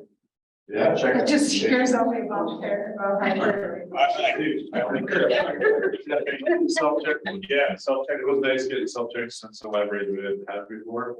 So that's really great. And he's been doing a great job getting them rolled out. Yeah, I'm probably halfway done with those. So the big 3 libraries to do a couple of small. Yeah. Great. So thank you. Yeah. My wife did, she loved it. They're super good. Any other comments or questions? I think for all the other branches that we're putting something.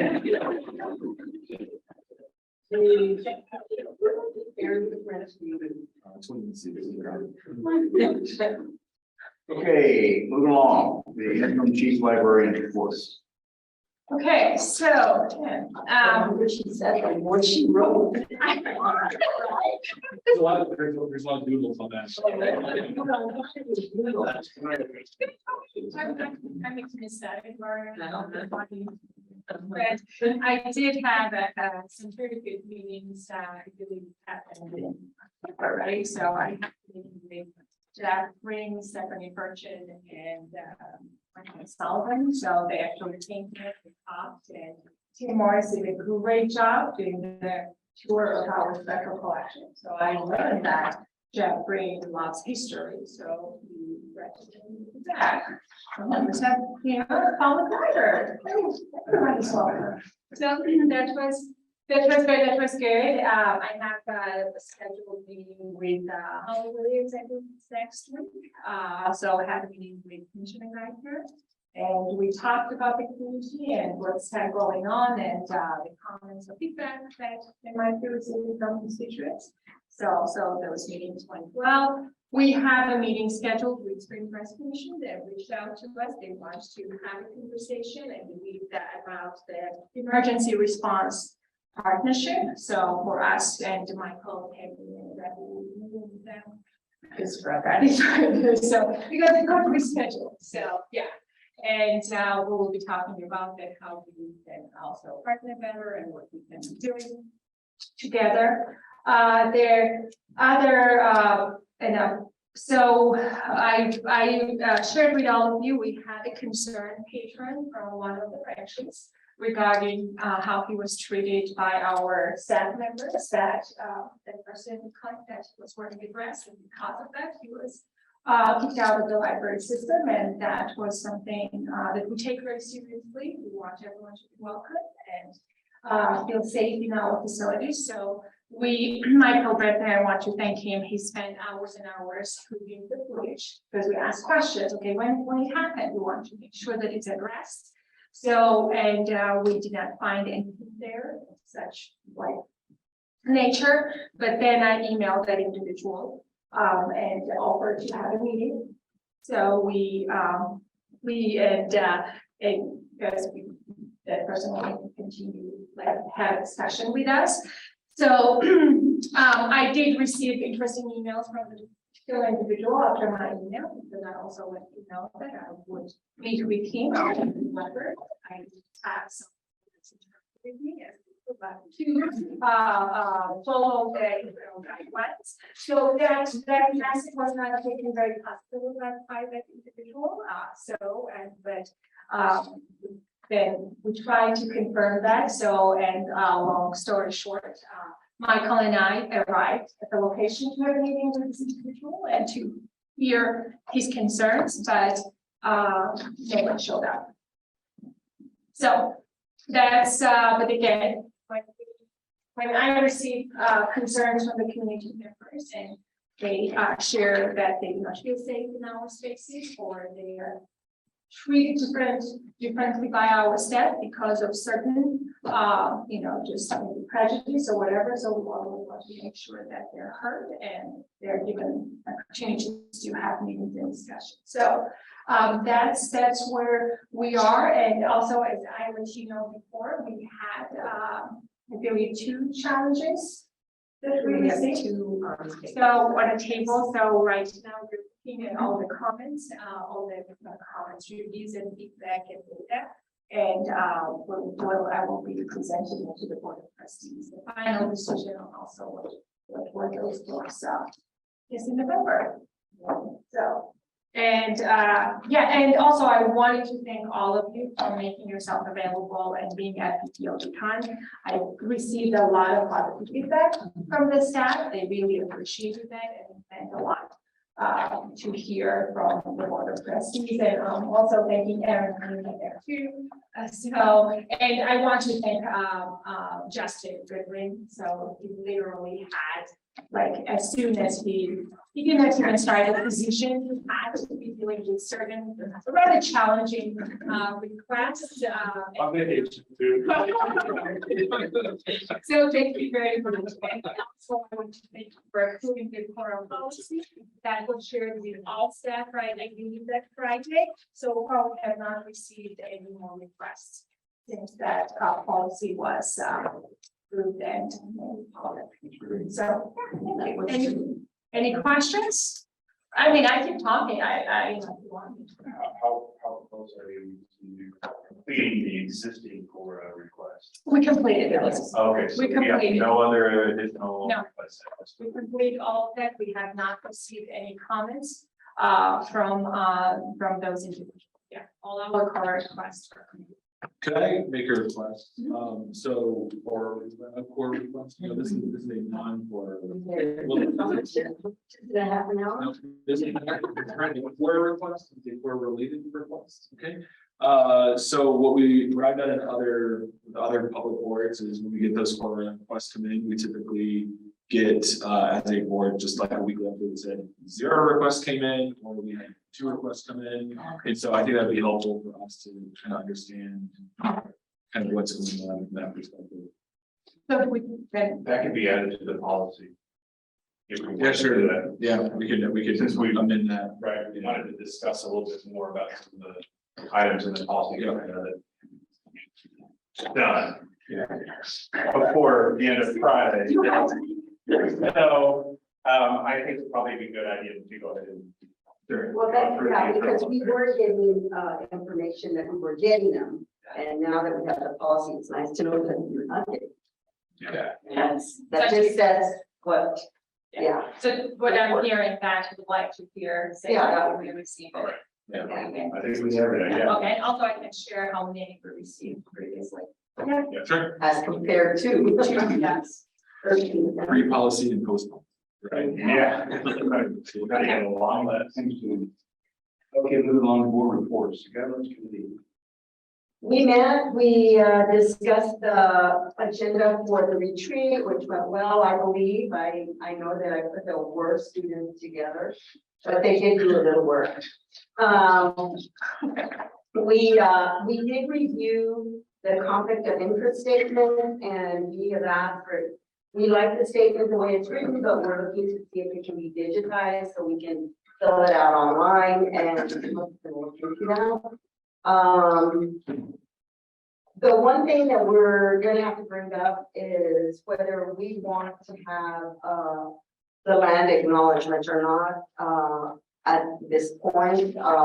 And I think at the next meeting, we'll bring it up and just say whether we want it or not. Because I think that one of the discussions was, it's gonna take some time for us to get a good statement out. And then to set timelines for it to be drawn up in a draft, et cetera, so. And it doesn't mean, the land acknowledgement doesn't mean that it'll be set in stone, it can be changed, but we like to get and I agree with Scott, we wanna have a good statement out there.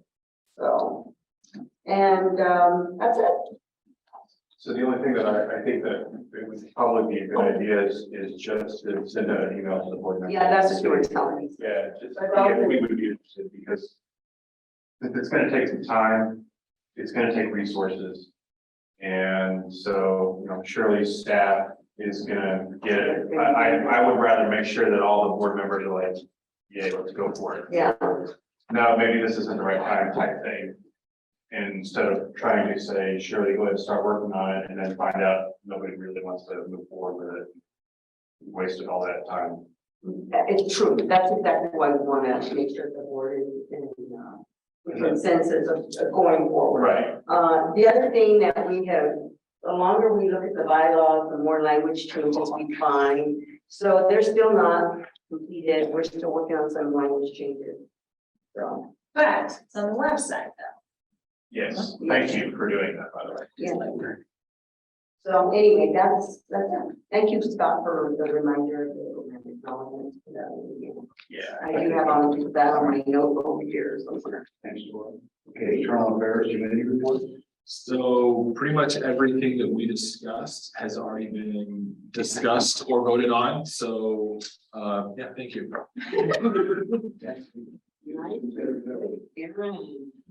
Okay, Public Affairs Committee report. Public affairs did not meet. That was even shorter. I win. That's a competition. Any trustee updates? I just wanted to thank everyone for the invite to PPLD comment. I know I wasn't able to stick around for a long time, but I really enjoyed the parts that I know there was. Meeting contest was an immense amount of fun. The one that I went did not win, and that's okay. But you know, I heard there was a lot of good feedback, and so I appreciate everyone putting it together and for allowing us to participate in that. I had a great time. So thank you. All right, thank you. Anybody else? Okay, moving to the last board president report. Well, I mean, it's obvious. It's like preaching to the choir. I mean, we got a lot of things going on, as you've all seen.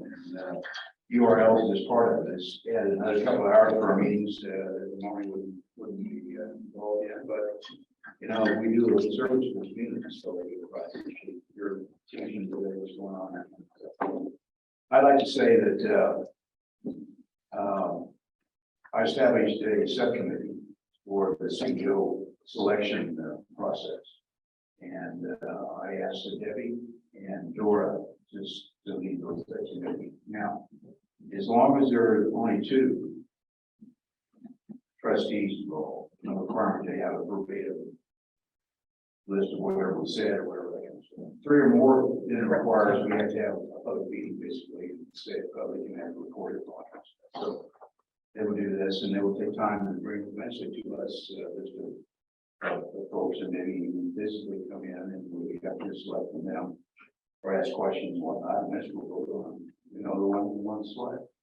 So anyway, that's what's going on. So I thank you for your attention to detail, and also want to thank the staff for what they did for the PPLD con was neat, and also for the offsite we had out at the Penrose that we worked through. It's always neat to get together in a different kind of environment and do whatever needs to be accomplished to help us make a better understanding of what's going on, what we need to do in the future, and that kind of stuff. So I appreciate your attention and attendance to this kind of activity. So there being nothing further to report, I say at 10 minutes till 9. As long as we do that all year, we do it here.